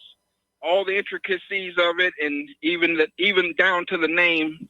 What was Mulder, and what was the other guy? What was the guy's name? Mulder was the guy. Dana Scully was the girl, and Fox Mulder was the guy here. Exactly. And I want to clarify my thing. When X-Files first started out, and they were doing basically, the legends we all grew up with, like Mothman and so forth. It was a fun show. Then they got locked into that plot and conspiracy with the aliens, and at that point, I kind of lost interest in the program. Yeah, I remember when it went down that road. But I I liked even the setup, the basic setup of it was, Fox Mulder was supposed to, because if you notice, Scully was always, Mulder had to bring her into his way of thinking. So even with the name, they set it up to the point that he had to mold her, Scully, who had an empty brain, in a sense, into his way of thinking. I love how the show went on that level. Now, I want to, and the reason I'm saying that is to say this, is that I agree with Tom in what he's saying about the whole thing. This whole world is set up. And if you're not careful, you could fall right into it. When one of the characters said the Buffalo Bills will never win the Super Bowl, there's a lot of truth to that. Now, I'm gonna tell you about a conversation I had with an NBA ref. We met on vacation. We remained friends after that. I'll give enough so people can figure this out for themselves, but I will not give his name. But if people just do a little research, they can figure it out. But I remember when Shaq and the Orlando Magic made it to the NBA Finals for the first time and played against Hakeem Olajuwon and the Houston Rockets. And I'm having a conversation with this ref, and I'm like, you should have fouled Shaq out in all 4 of those games. I mean, The guy, obviously, he's a hack. He can't play. He's a brute on the court. And he said, we had our orders. This is coming from an NBA ref. He said, we had our orders. So what does that tell you? If the sports game is not rigged. But last but not least, I don't know if you're aware of this, but it's been traced back to a financial organization belonging to Jeffrey Epstein that happened to win the Oklahoma lottery not once, but twice. Yes. So if you don't think the whole game is rigged, people, think again and start thinking for yourselves for a change. That's about it, Mike. Thank you for taking my call. All right. Thank you very much. Thanks for the phone call. We're going to switch over to Debbie in Ohio. Aloha, Debbie. Welcome to the show. What's on your mind? Hi, Mike. I just got new dentist, so I sound bad. But don't worry about it. Something really important to say. Okay. The Federal Reserve is now giving the banks $100 billion a day. That's our money that they're giving us. And this is going to go on until we're ruined. QE did not stop. It continued. Tomorrow, Jerome Powell will decide for us. We're going to have negative interest rates. But it's good to the bank because we paid for the money to get. It's they're trying to eliminate the middle class, and they're doing a real good job. And $100 billion, and it's going to go up. In fact, Trump said he wants things to be easier for the banks. How easy can it be? Peter, Justin, Tom, you all have to hear this. It's $100 billion. We will never see this, and they give them the banks this money for free. That's all I have to say. And I don't sound really bad. It's dentist says it got much better. Thank you, Mike. All right. Well, thank you for the phone call, and I know it's rough. Well, I personally don't know it, but I've seen it with my family and my parents and relatives. Getting new dentures, it's rough the first few days because your tongue doesn't know where things are anymore. But it will get a lot better. So just take it easy on yourself. All right. All right, so we're going to let you go here. The phone lines are now open, 800-313-9443. We're talking about the economic news. And Bob Schiller is out there saying, I see bubbles everywhere, and there is no place to hide. So we're getting all these warnings that the economy is about ready to come apart, and nobody seems able or willing to do anything about it other than just create more money out of thin air and try and inflate all the debt away, which of course is going to bring the dollar crashing down. And right now, our economy is dependent on other nations using our dollars, commerce, for which they pay interest. They all quit, and it looks like that's underway. Dollar is finished. All right, we're going to take a break for commercials. We'll be right back.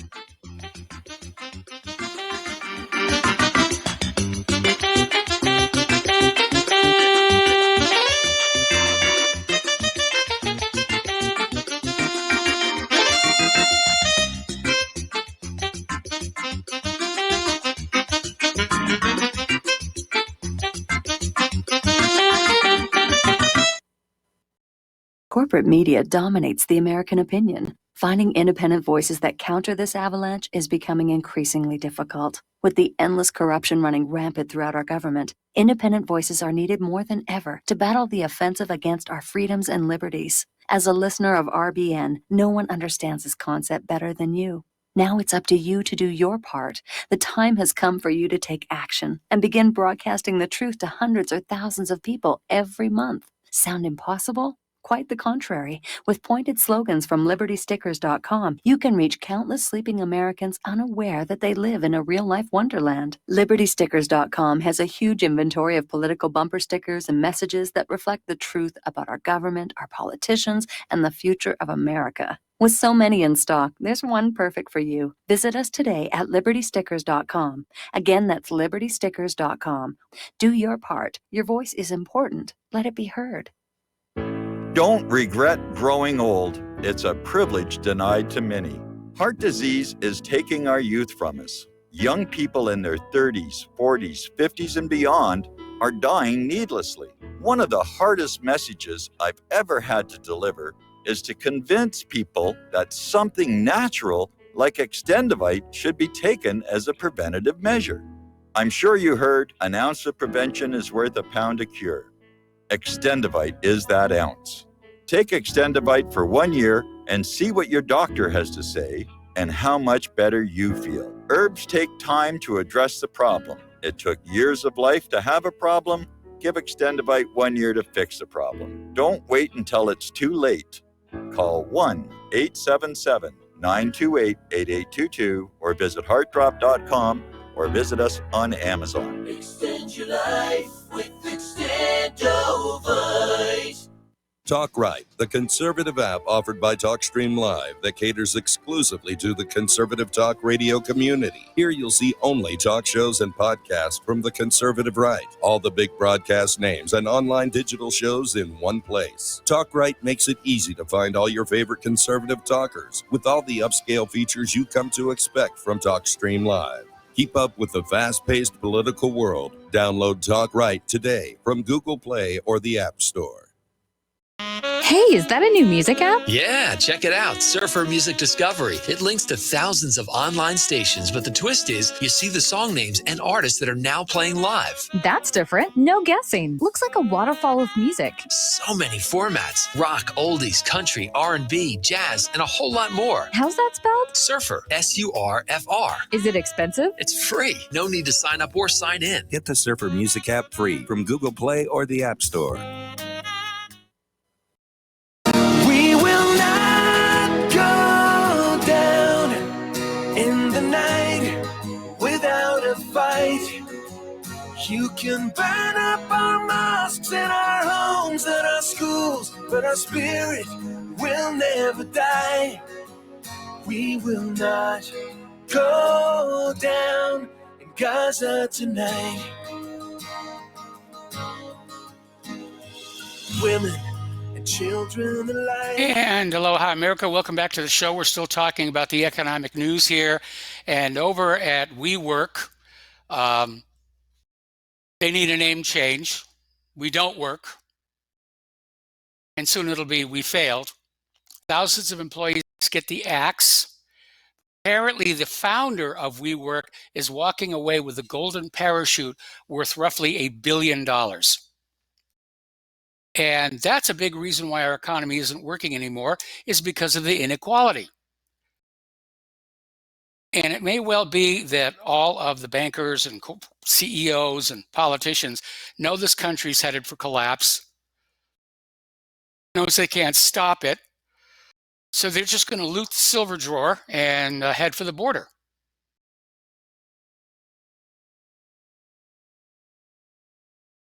So manager and financial expert Michael Pinto of Pinto Portfolio Strategies is predicting a brutal market meltdown in the coming year. Saying the real inflation is already closer to 8% a year thanks to the government and its phony CPI. So it's going to happen, and you need to be prepared for it. You really do. Okay. And let's talk about PG&E. Their stock hit a new low today. It's down over 28% today alone, and that's because all the investors know PG&E, they're going to get nailed for this, one way or the other. They had another tower, sparked another fire. The rolling blackouts, 1.8 million without power is the last number that I heard. And they can't do anything about it. They don't have the resources. So there's poor people in California. Now, James LeBron rather, yes, he's very rich. He just bought a $23 million California home. And now because of the fires, he's homeless. I'm sure somebody will gladly take him in here. But at this point, fires and power cuts are turning the Golden State into a dystopia. And I saw a report just before we went to air here that the insurers are telling the people of California, go stuff it. We're not covering this.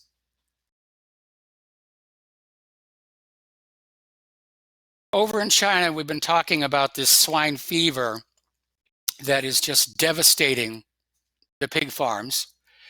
And it's gotten so bad that China is now reverting to using dog as a meat source. And we're looking at this massive global pork shortage, which makes me question that story we had last week about this supposed warehouse surplus of bacon. We're going to take a break now for station identification. We will be right back.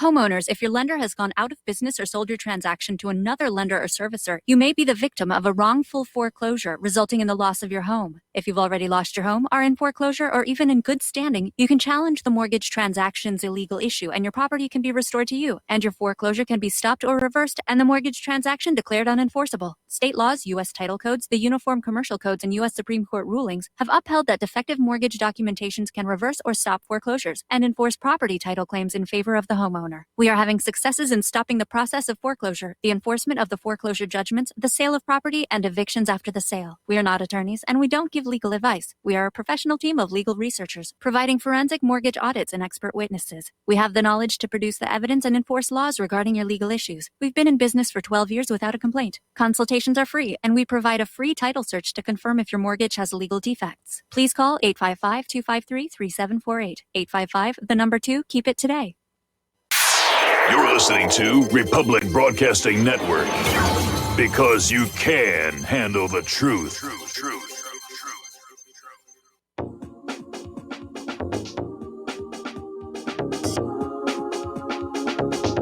What really happened with your host, Mike Rivero. The history the government hopes you never learn. Here is your host, Michael Rivero. Aloha, America. Welcome back to our show here, and taking a leap across the pond to jolly old England. It seems that the EU has graciously extended the deadline for a Brexit deal to January 31st of next year. It's trying to drag it out, find some way for this to work. Now, Boris Johnson says that he will abandon his attempt to hold a general election if the amendments are passed allowing 16-year-olds and EU citizens to vote. This is going to get very, very contentious. They were originally planning for a 12th of December general election.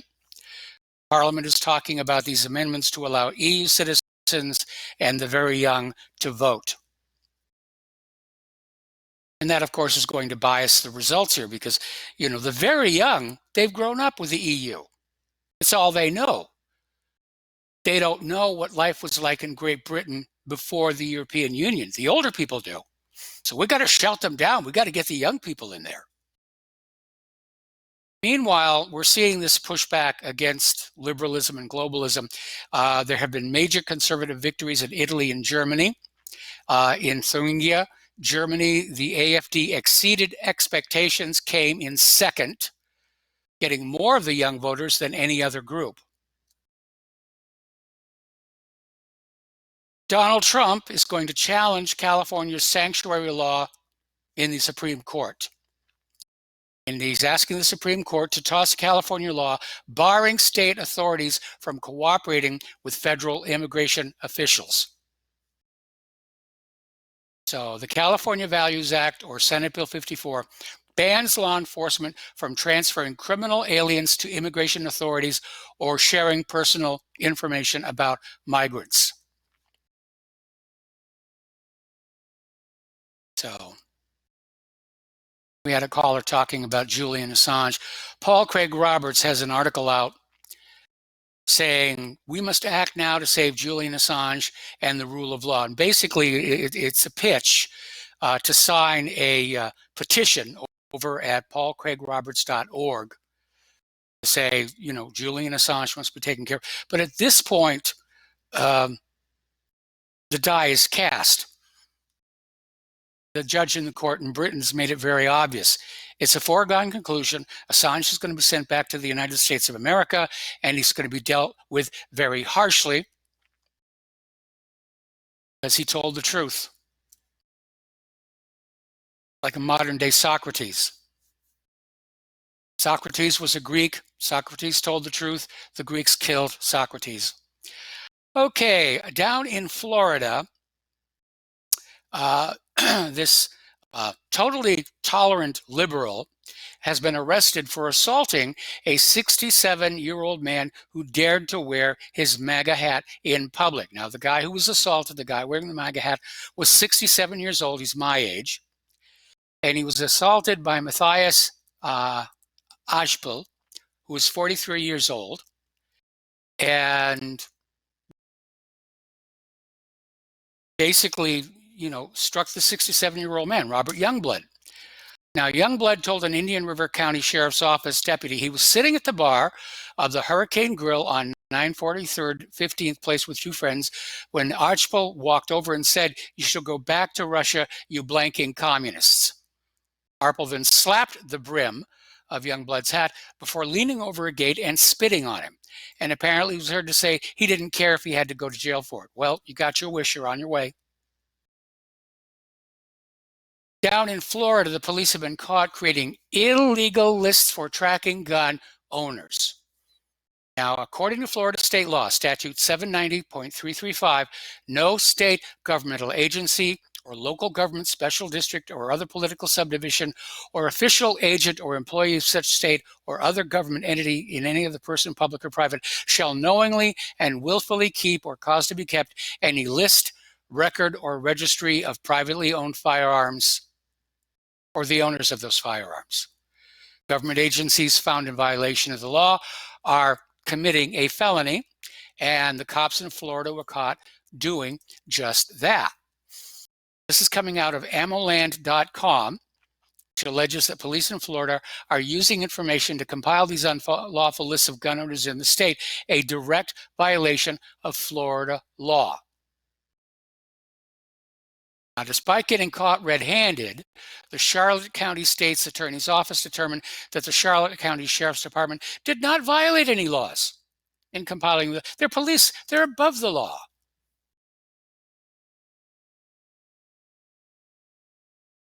Now, comedian Dave Chappelle just received the Mark Twain Prize for American Humor at the Kennedy Center. Good, he deserved it. He praised free speech and said, it's okay for comedians to be racist. It's just a point of view. Then he went on to say that that Second Amendment exists in case the government tries to take the First Amendment away from us, which is exactly what's happening right now. So, Dave, I hope you got your Kevlar undies on. What can I tell you?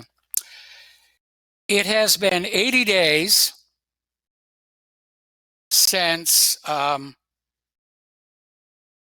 Jeffrey Epstein supposedly killed himself by hanging on his knees. That's the official story. In 80 days, nothing's happened. Nothing's happened about that at all. Okay, pardon me.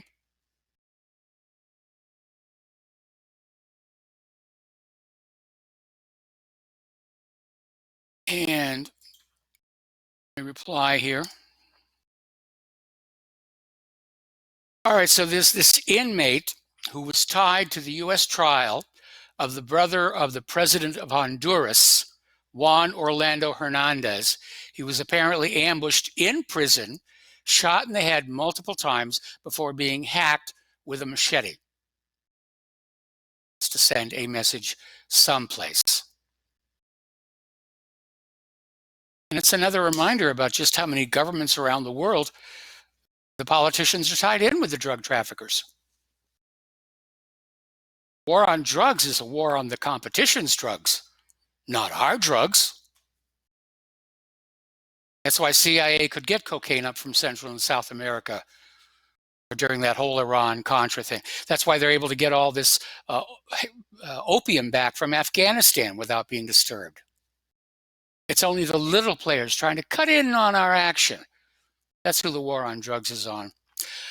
Okay, Boeing Chief Executive Dennis Muilenburg is testifying before Congress on the 737 MAX and is acknowledging that, yeah, we kind of made some mistakes on the plane here, and we meant well.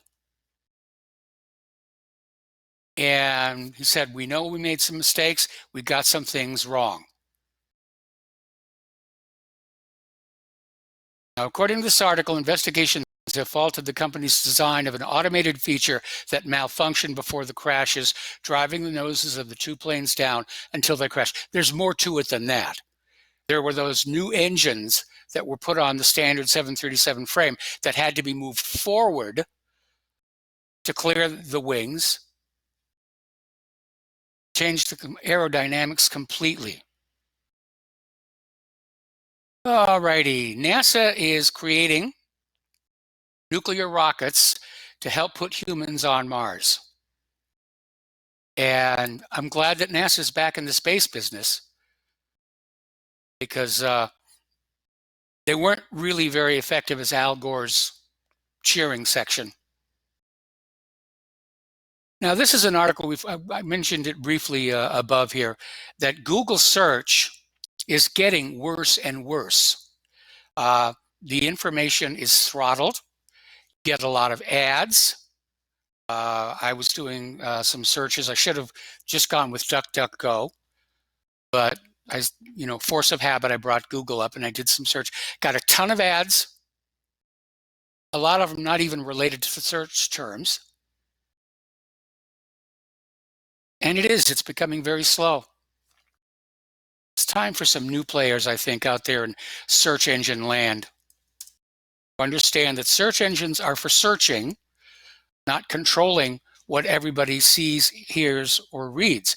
That's probably one of the reasons why Google is slowing down, is the load from all of these new algorithms and filters they've put in there at the request of somebody, more than likely the Democrats. Well, a little bit of good news here. There was the so-called anti-meme law, which would have required copyright alternative in small claims enforcement. And it passed overwhelmingly in the House of Representatives. The Senate has blocked it. The idea was that if somebody saw a meme at your website that used copyrighted material, they could sue you. They could make a claim.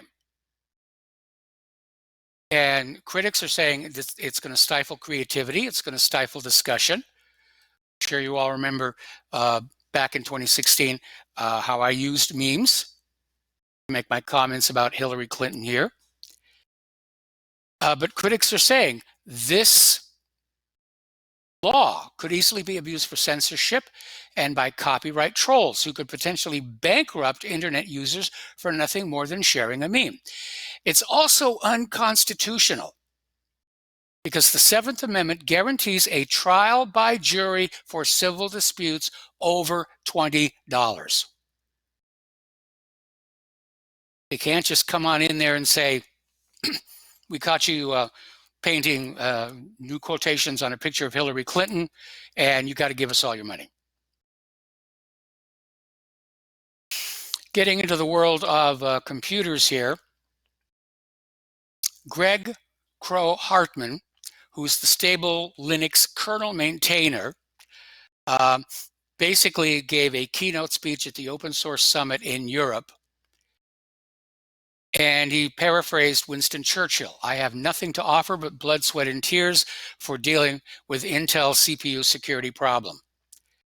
And Chinese developers were saying this is very sad talk. And the issue has to do with a feature that Intel put on their chips called speculative execution that tries to guess what the next action for the CPU will be and sort of set things up ahead of time. Now, this is a little different than caching. This is sort of the computer CPU equivalent of a crystal ball. But it exposes data. And when it breaks down the barriers between virtual machines and cloud computing environments, it's a security nightmare. But it doesn't look like they're going away anytime soon. Linux wants to sell fast CPUs, and the security is somebody else's department.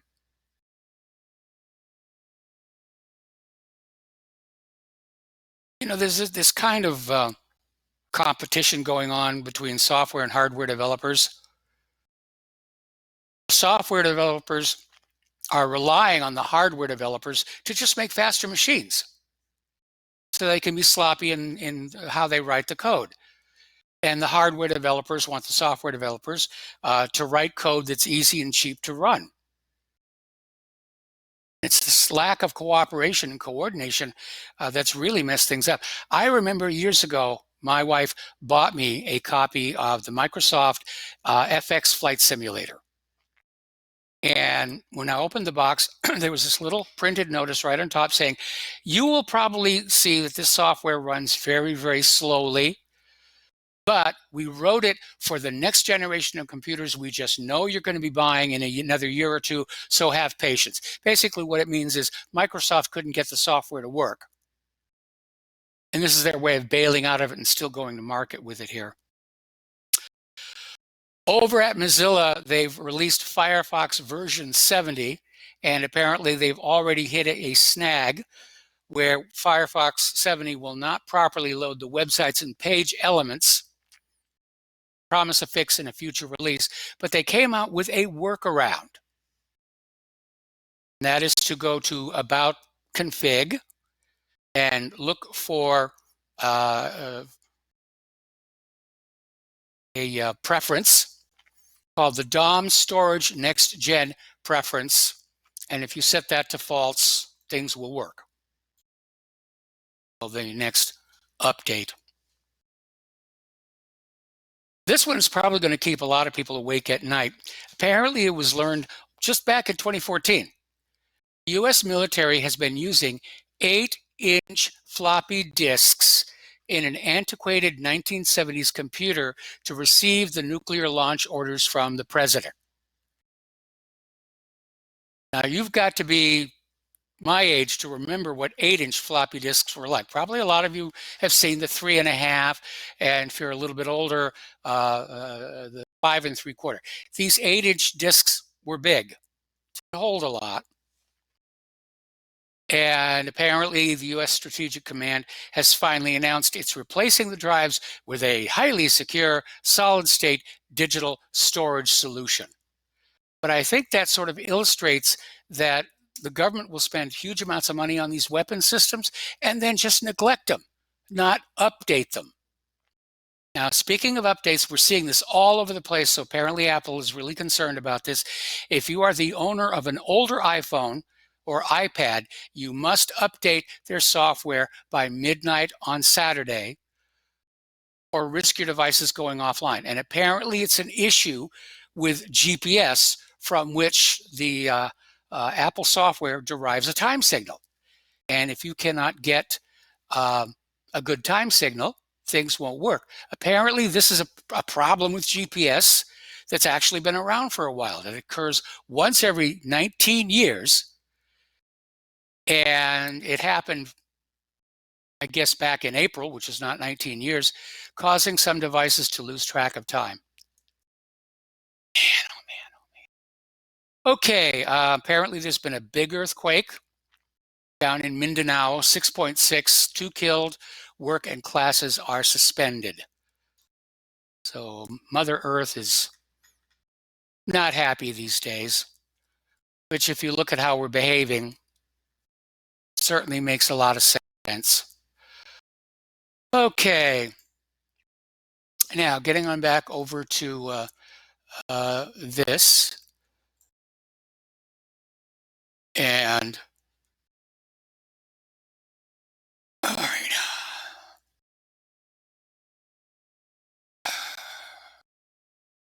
Okay, apparently White House has gone on the verbal attack against the impeachment resolution, saying it's an illegitimate sham, which it is. There's no due process for Donald Trump. And the Democrats have now introduced the bill, and it omits details about what rights Donald Trump has when the hearings go public. So it's basically, it's a blind side is what it is here. Over in Lebanon, Prime Minister Hariri has submitted his resignation in response to the ongoing anti-government protests. Apparently it's getting really, really ugly over there. And he submitted his resignation and said, I have reached an end today. I will head to the Ba'abda Palace to submit the government's resignation to President Michael Aoun, and called for the protection of Lebanon, so forth and so on. I mentioned this already, but I'm going to mention it again. The million Plus, Californians affected by power outages and wildfire evacuations can rest easy knowing that their governor has just formed a new working group to focus on getting messaging to de-energization areas. That's the new polite term for it. We're blacked out here. No, you're de-energized here. And apparently,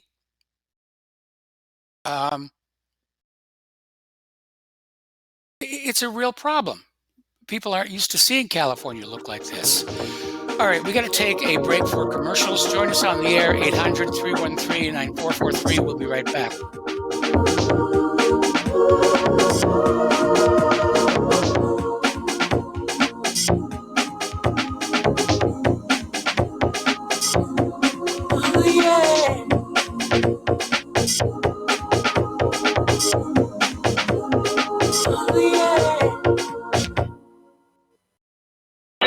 Okay, nurse, let's get this man to the ER stat. Right away, doctor. We see this every day. Heart attack or angina pain due to blocked and clogged arteries. Chelation can remove obstructions or blockages from arteries and help avoid painful and expensive surgery. Now there's Angioprim. It's a liquid oral chelation product that you take with juice. You start to feel the results fast. Angioprim increases blood flow all over the body, and that means more energy and strength to take on the day with less aches and pains. 60 years of research has gone into chelation, and Angioprim is the result. A safe and easy way to unblock your veins and arteries from buildup that slow circulation. Paging Dr. Jones. Please report to the emergency room right away. Log on now to angioprim.com.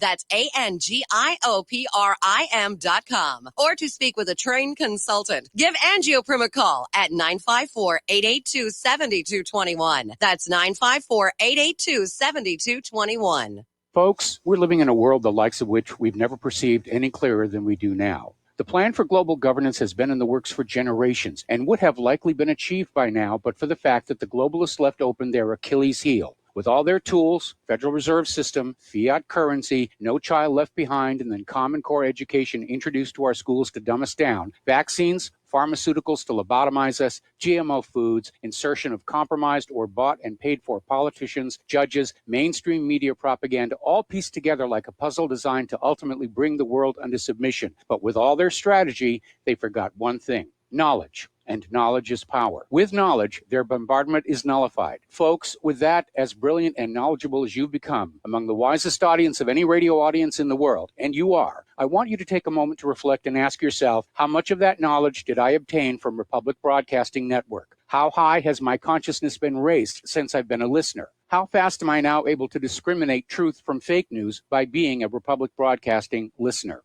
How clear am I now able to see the world since I've been listening to RBN? Ask yourselves those questions, folks. Then ask yourself, what is that knowledge worth to me? Like my morning coffee, how would I survive without it? A voice of truth in a sea of lies. Do we not all need to make sure it survives? Like public broadcasting, we are now finding we can only survive with listener support. Censorship, advertisers being attacked, truth itself being attacked. It's the only way through this. We at Republic Broadcasting humbly ask you to become a supporter. Look at your budget and make a determination of what Republic Broadcasting is worth to you and what you can afford on a monthly basis. Go to republicbroadcasting.org and pledge 20, 30, 40, 50, if possible, 100 a month or more if it's affordable. Click the donate button and become a regular monthly donor. Assure both us and yourself that Republic Broadcasting truth will continue to flow like that morning coffee. The network thanks you.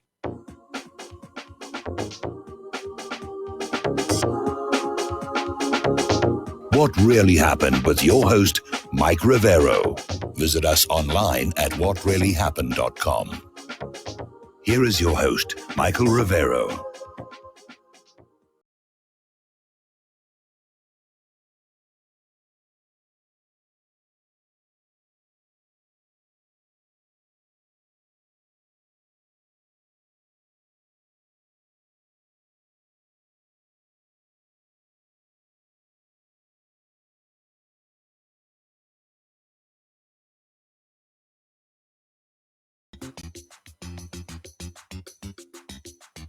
Oh, my mistake. Sorry about that. I had the mute button on. Okay. I do get tired at the end of the show. Okay, so Sid Blumenthal who was this loyal Hillary operative, is out there suddenly making threats of litigation. He's going to sue somebody for something. And Senator Grassley, meanwhile, is seeking the identity of all of Hillary's staffers. So it looks like something big may be brewing. But of course, you know, that deep state, they've got a lot of power, a lot of influence, a lot of money, and they're going to basically do everything they can to keep their rear ends out of the Gray Bar Hotel. And I'm expecting we're going to start seeing some wet work, just like what we did with that witness connected to the trial of the president of Honduras' brother, like we saw with Seth Rich. So the war of words over in Pakistan and India, it's heating up. And it does look at this point like open conflict is going to be unavoidable. And Pakistan's Minister for Kashmir issues a stark warning to all friends of its enemies: side with India and face our missiles. That's tough talk. And remember, both India and Pakistan are nuclear powers. They got the big ones that go boom here. Alrighty. Apparently back over in Britain, an update on Brexit. The members of parliament are clashing over this idea of a snap election after Brexit gets delayed again. I imagine they're probably just as fed up with all of this nonsense and as the British people are. Oh, this is wonderful. Apparently the U.S. Navy's inventory tracking has reached a new level when they uncovered $126 million worth of aircraft parts stored in an unknown warehouse. These were components for the P-8 Poseidon, the P-3 Orion, and the F-14 Tomcat. And they're saying not only did we not know that the parts existed, we didn't even know the warehouse existed. But, you know, it's only money. It's not even our money.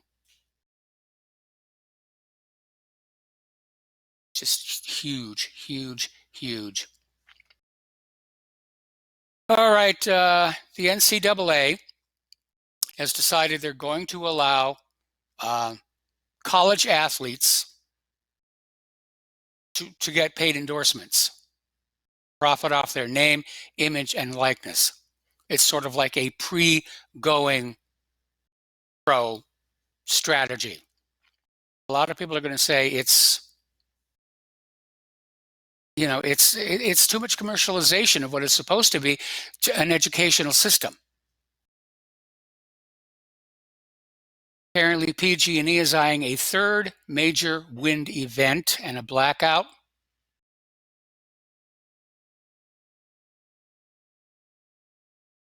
And apparently, all 6 of the U.S. Navy's aircraft carriers assigned to the East Coast are in port for the same time for repairs. So the Navy is pulling itself increasingly thin in an effort to accommodate the Pentagon's program for great power competition with Russia and China. As of the time this article was published, not one of the U.S. Navy's carriers on the Atlantic coast is ready for deployment. All 6 are tied up in Norfolk, Virginia, and several of these huge 100,000-ton warships returned to Norfolk for a series of overhauls. Others have encountered unexpected problems. And we're not ready. We're not ready to go to war against Russia and China. It's a mistake.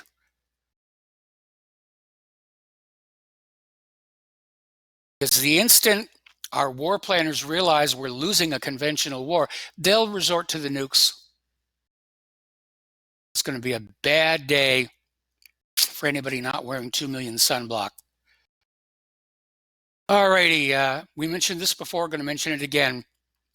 Insurers in California have yanked the fire coverage from 350,000 residents in response to the PG&E power blackouts and fire risk.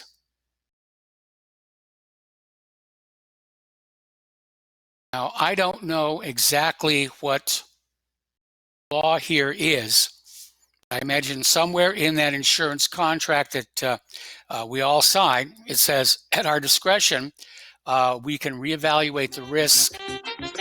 Oh, got to take a break for commercials.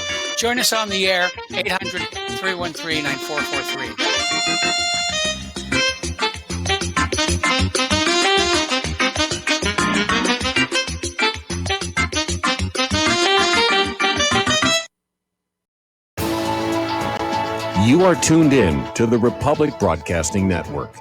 Visit our website by going to republicbroadcasting.org.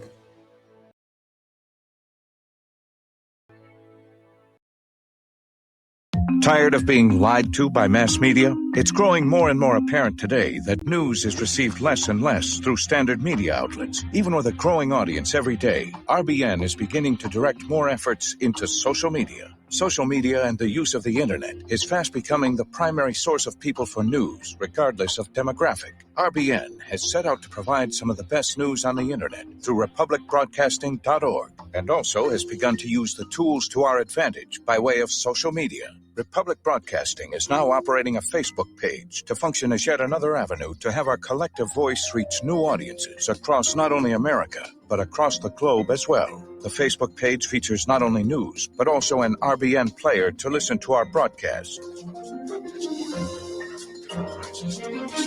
Get involved by visiting facebook.com/Republic Broadcasting and liking our page and share it with your friends and family, because you can handle the truth. How healthy are your arteries? Deteriorating circulation has a number of early warning signs. High cholesterol, high blood pressure, fingers and or toes often go cold, arms and or legs often go to sleep, sharp diagonal crease in the earlobe, short walks cause cramping or pains in legs, memory is not as good as it used to be, ankles swell late in the day, chest pain after physical exercise or emotional stress. If you experience even one of these symptoms, your circulatory system is crying out for attention. Extendivite is a natural solution to help improve your overall health. Extendivite is not your average heart tonic. To order, call 1-877-928-8822 or visit heartdrop.com or find us on Amazon. Extend your life with Extendivite. Folks, this is very important information. What's to be said about CBD? AncientLifeOil.com. Our CBD is made from hemp and has 0.003 THC, which means this wonderful product won't get you high, no matter what amount you take. What does CBD do for the body? My hands are tied, but you can Google CBD benefits and be astounded. When you're finished reading, you'll want to log on to AncientLifeOil.com. That's AncientLifeOil.com and purchase. Life is good when you feel good. People are tired of pain. People are asking for non-GMO organic products to help them with, you fill in the blank. Legal in 49 states, and again, our CBD is made from hemp. Ancient Life Oil is about helping people one by one by one. If you wonder how good the product is, the CEO takes it every day without miss. AncientLifeOil.com. That's AncientLifeOil.com. Have a great day. Some are maxed out all their credit cards. Some are working 2 jobs and living in cars. Minimum wage won't pay for a roof, won't pay for a drink. If you gotta have proof, just try it yourself, Mr. CEO. See how far $5.15 an hour will go. Take a part-time job at one of your stores. I bet you can't make it here anymore. And aloha, America. Welcome back to our show. And we're finishing up about this story where out in California, insurers have yanked the fire coverage from 350,000 policyholders. And I'm sure there's going to be a lawsuit filed over that one. So these people, they're SOL. They've lost their homes. They've lost everything to these PG&E fires. And I'm sure that PG&E will probably declare bankruptcy to shield itself from the lawsuits.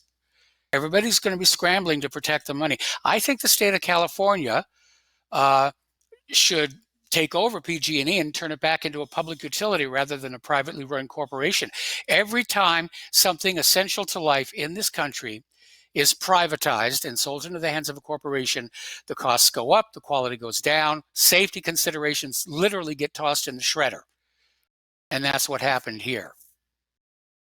I don't think PG&E as a business entity is going to be around much longer. Okay, getting on over into the world of political correctness. You're going to love this one. Apparently, in a new live-action film of Cinderella, one of the fairy godmothers is going to be this gay black man. Being inclusive. We're being inclusive.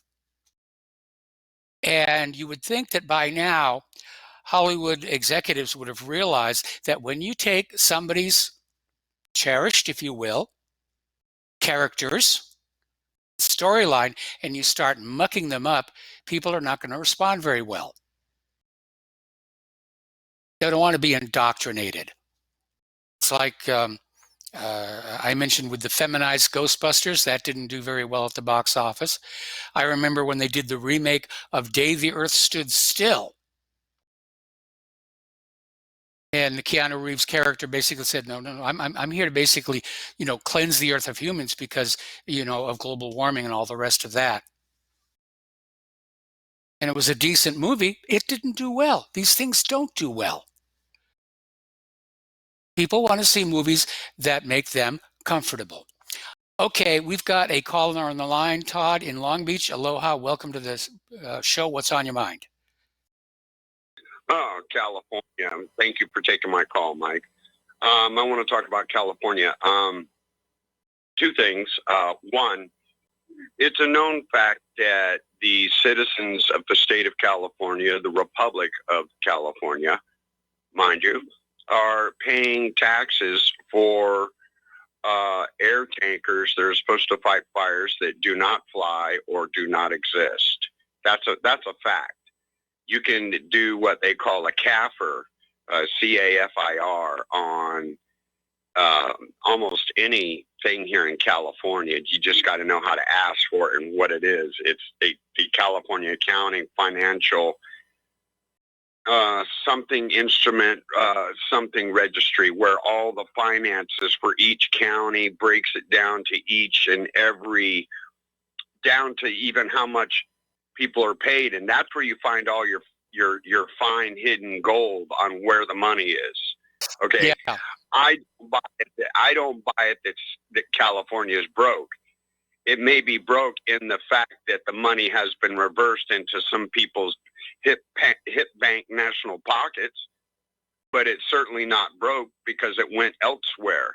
So one of my thoughts is about California and the thing with what Trump did with which is involved 3 people from California when he did the thing from yesterday, take out al-Baghdadi. Well, think about it. There are 3 major players on the Intel board that are senators from the state of California. Was this a play to say it was al-Baghdadi? Because, listen, we've heard in the past that al-Baghdadi was killed and he resurfaced. I can show you the reverse articles on those, okay? So who knows if he was dead or not? People can say that all they want, but they don't have the facts. We weren't there.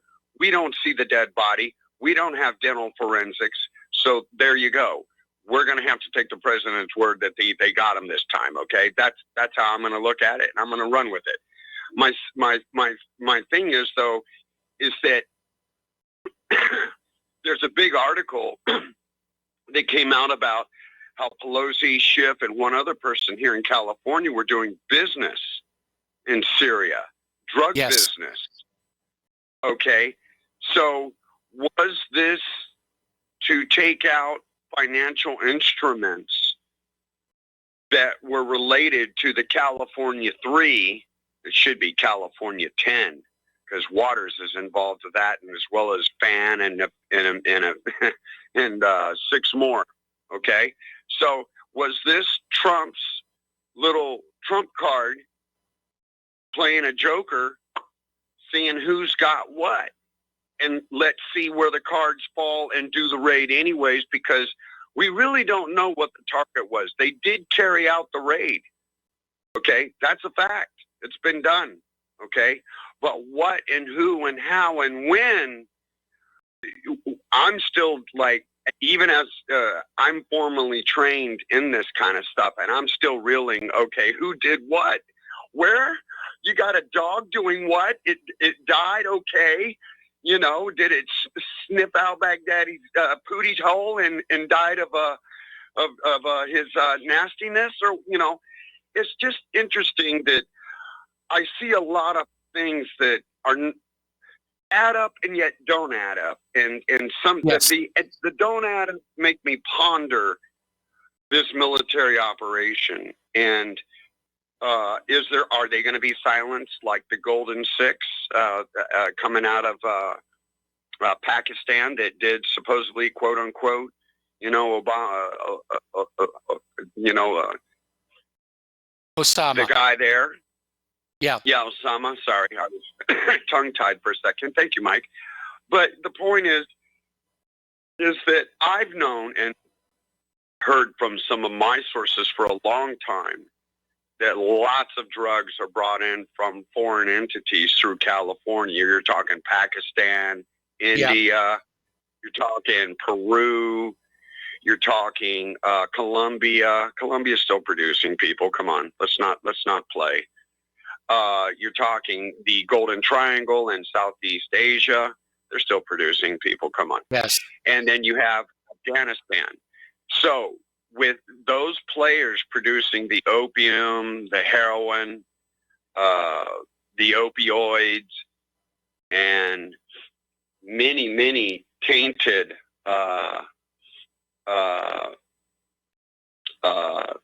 supplements and everything else that I've been hearing about coming and going, there certainly seems to be a lot of interesting biotechnology California-wise that is connected to all this, and how it's connected from there to China and back again to these people that are senators here in California. I mean, they're playing this game to the hilt. I really think that's what's going on.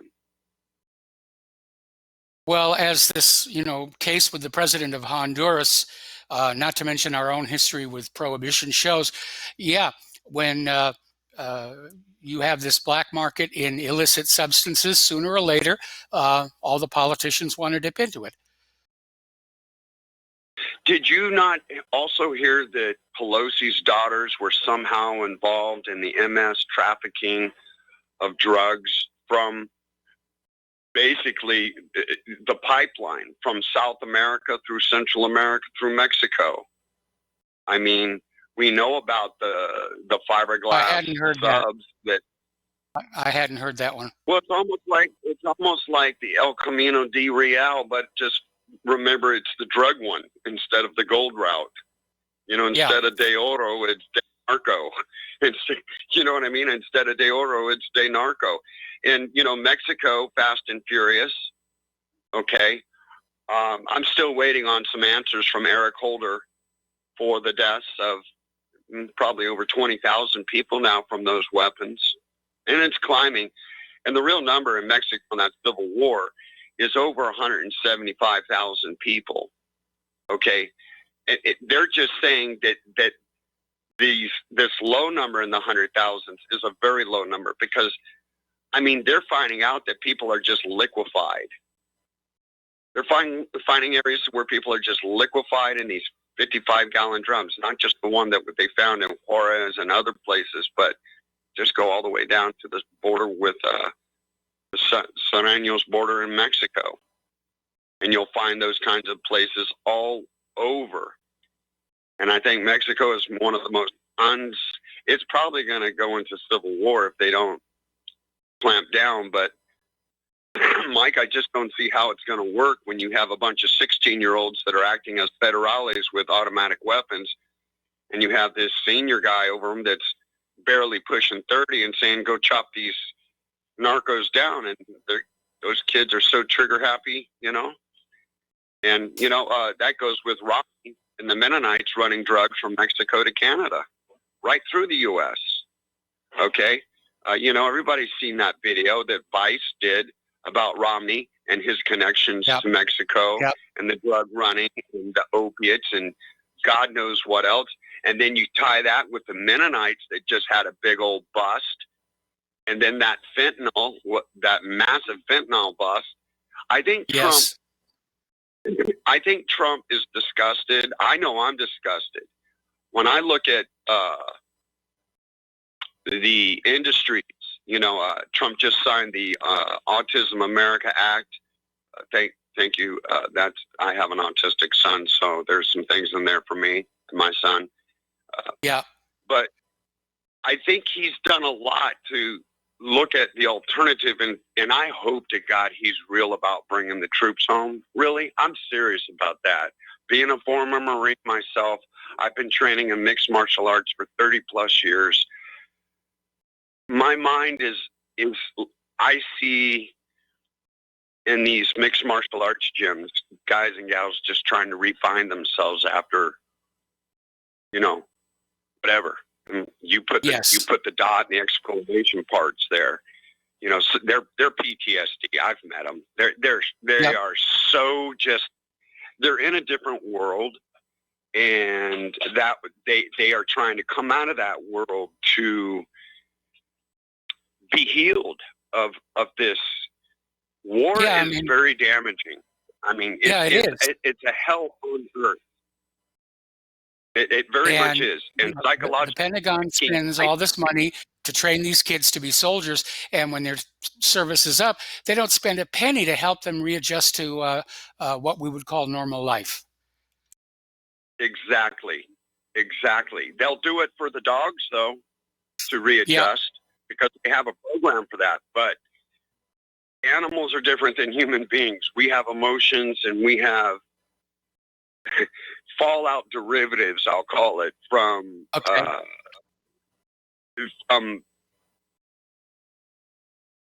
let's just say if you get nailed. I met a guy that got nailed with an IED, not once, not twice, not 3 times, but 4. Basket Case City. I mean, super phenomenal genius with computers and yada yada yes.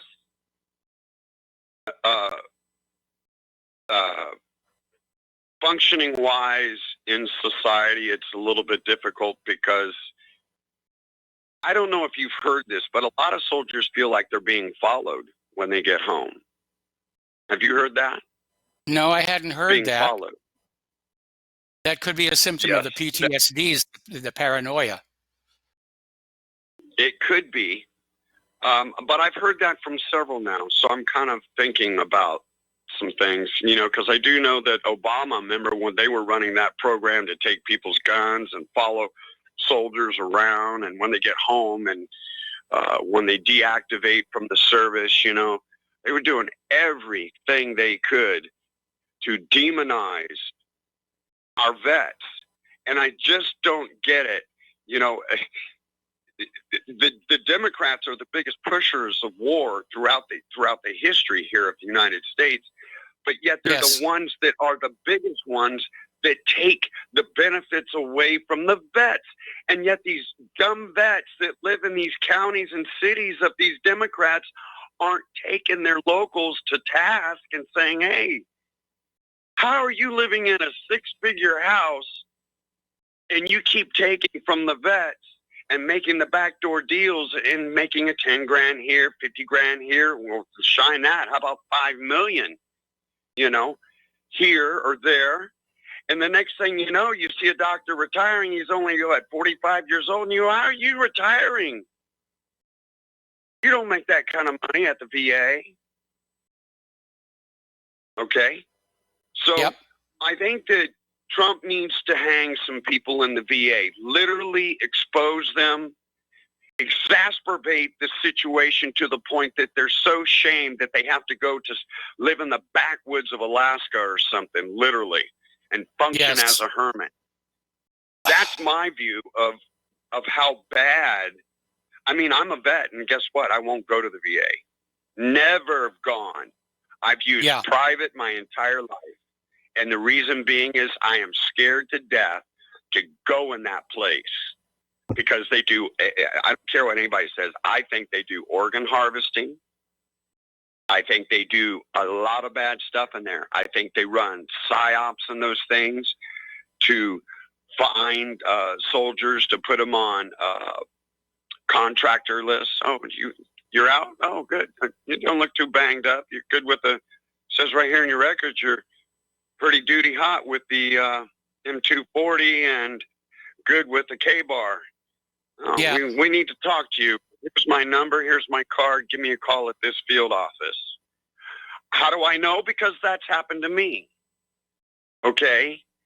Yeah. So they can play all these games like some things are hidden, but it's not hidden. They're reusing, and not letting it go. Trump has got to bring our guys and gals home. They deserve it. They deserve it. They deserve it. They're not going to get it. They're already on their way back into Syria to steal the oil. And isn't it interesting, Mike, that all the countries that we're in, they've been updating their military weapon paraphernalia, and yet, it takes an arm and a leg now, and hence the California 10 that sit on that intelligence board and expenditure boards. And there's some very big military bases here. All right, well, Todd, thanks for taking my call. You got it. We got to take another break for commercials. Got another caller waiting on the line. We'll be back with the last segment of our program after these few words.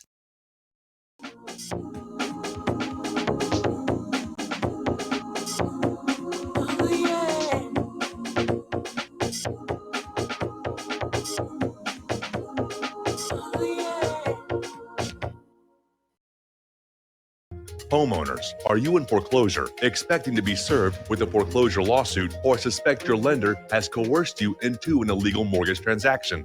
A huge number of mortgages made in the last 10 years have legal issues and are possibly defective. State laws and the U.S. Supreme Court have upheld that defective mortgage documents are grounds for foreclosure defense and for counterclaims in favor of the homeowner. If your mortgage has been sold or assigned since closing the loan, it may be defective, and you may be paying the wrong party, and the lender may not have standing or the right to foreclose or collect payments under the law. If you would like to know if your mortgage is legal or not, or know if you are paying the right party, we can help. Our initial consultations are free of charge. We are not attorneys. We are legal researchers and work closely with experienced lawyers who know how to help you find the evidence to help you keep your home. Call toll-free 1-855-2-KEEP-IT. That's 1-855-2-KEEP-IT today. The reviews for Extendivite are amazing. Here are some from Amazon. By Christine, great for heart palpitations. By Ann, before I started using this product, every afternoon my ankles and my hands would be swollen. That doesn't happen anymore. So if that part of their advertising is true, I have to assume that the rest of it is also. Not to mention that when I had my yearly blood test, only a few weeks after beginning to use this product, my cholesterol had dropped over 30 points. I'm going to continue to take it. By Croc, I love this product. It really works. By Brad, works great, thank you. Tell us your story. Get your Extendivite today. To order, call 1-877-928-8822. That's 1-877-928-8822 or visit heartdrop.com. Extend your life with Extendovite. Corporate media dominates the American opinion. Finding independent voices that counter this avalanche is becoming increasingly difficult. With the endless corruption running rampant throughout our government, independent voices are needed more than ever to battle the offensive against our freedoms and liberties. As a listener of RBN, no one understands this concept better than you. Now it's up to you to do your part. The time has come for you to take action and begin broadcasting the truth to hundreds or thousands of people every month. Sound impossible? Quite the contrary. With pointed slogans from LibertyStickers.com, you can reach countless sleeping Americans unaware that they live in a real-life wonderland. LibertyStickers.com has a huge inventory of political bumper stickers and messages that reflect the truth about our government, our politicians, and the future of America. With so many in stock, there's one perfect for you. Visit us today at libertystickers.com. Again, that's libertystickers.com. Do your part. Your voice is important. Let it be heard. We will not go down in the night without a fight. You can burn up our mosques and our homes and our schools, but our spirit will never die. We will not go down in Gaza tonight. And aloha, America. Welcome back to our show. Last segment of our program today. We're going to go back to the phones to Slim in Canada. Aloha, Slim. Welcome to the show. What's on your mind? Greetings and salutations, Mike. I'm calling about two. One, first of all, I'm going to do my little review on the Joker movie. The reason why the media doesn't like it is because there's not that many guns used in the movie, mostly knives and other uses, so they can't use their gun thing. And the only time he ever uses a gun is to protect himself from 3 people. So that's sort of a thing about the Joker movie that not a lot of people know about, sort of that I was going to throw out there, first of all. And Okay. Did you want to comment on that before I continue? Well, first of all, I'm in agreement with those who are saying that this trend of making feature films out of comic books has really gone pretty far. But as long as they continue to make money, they're going to continue to make them. I understand that this Joker movie has very little of a storyline and just a lot of gratuitous violence. No, I wouldn't say that. It's a pretty interesting movie. I watched it. It was a lot of, it was like it shows you a lot that there's an issue with mental health and whatnot, and it sort of overdoes it. It's kind of redundant, just like Hollywood is, which is really redundant with movies these days. I mean, they're all doing remakes. But that's sort of a small thing of what I called. The reason why I called mostly is what's happening in Lebanon. As you know, there's protests happening today. We had a huge victory. The prime minister just stepped down. Now, keep in mind, you're always wondering what people should do to try and make a change. Well, if you look at what's happening in Lebanon, you'll see what real change looks like. They're peacefully holding hand to hand from one end of the country to another, made a human chain. There was protests happening. A viral video went out where there was a kid in a car, and the car was stuck between all the protesters, and the kid was crying. So a bunch of the people saw the crying kid, and they started playing the Baby Shark song for the kid. It's a viral video that came out. If people want to go watch it, it's pretty awesome. But it's a very peaceful protest. There's groups of people that wake up in the morning to clean up all the garbage in the morning because they stay up all night long. The police department is giving out sweets in the morning while the army is giving out pies and stuff like that for breakfast and stuff like. It's amazing. It's great, and I would recommend that. I would wish that something similar to that would happen in North America or America, because Lebanon is 1,000 years behind us. But for this type of revolution to happen right now, it's pretty amazing. So I just wanted to throw that out there for people to look at it. It reminds me of the early days of the Vietnam protests, like up at Berkeley, where the protesters would bring the donuts and the cops would bring the coffee, and they'd have a peaceful protest. And then Reagan got on in and started saying, we got to crack down. Anyway, Slim, need to let you go. There's the closing music. Thanks, Mike. So this brings to an end today's episode of our show here. Stay tuned for John Stadmiller. I'm sure he's got lots of interesting things to share with you. Please spread the word of RBN. Please spread the word of whatreallyhappened.com. Please support us. We'll be back tomorrow. Aloha, America.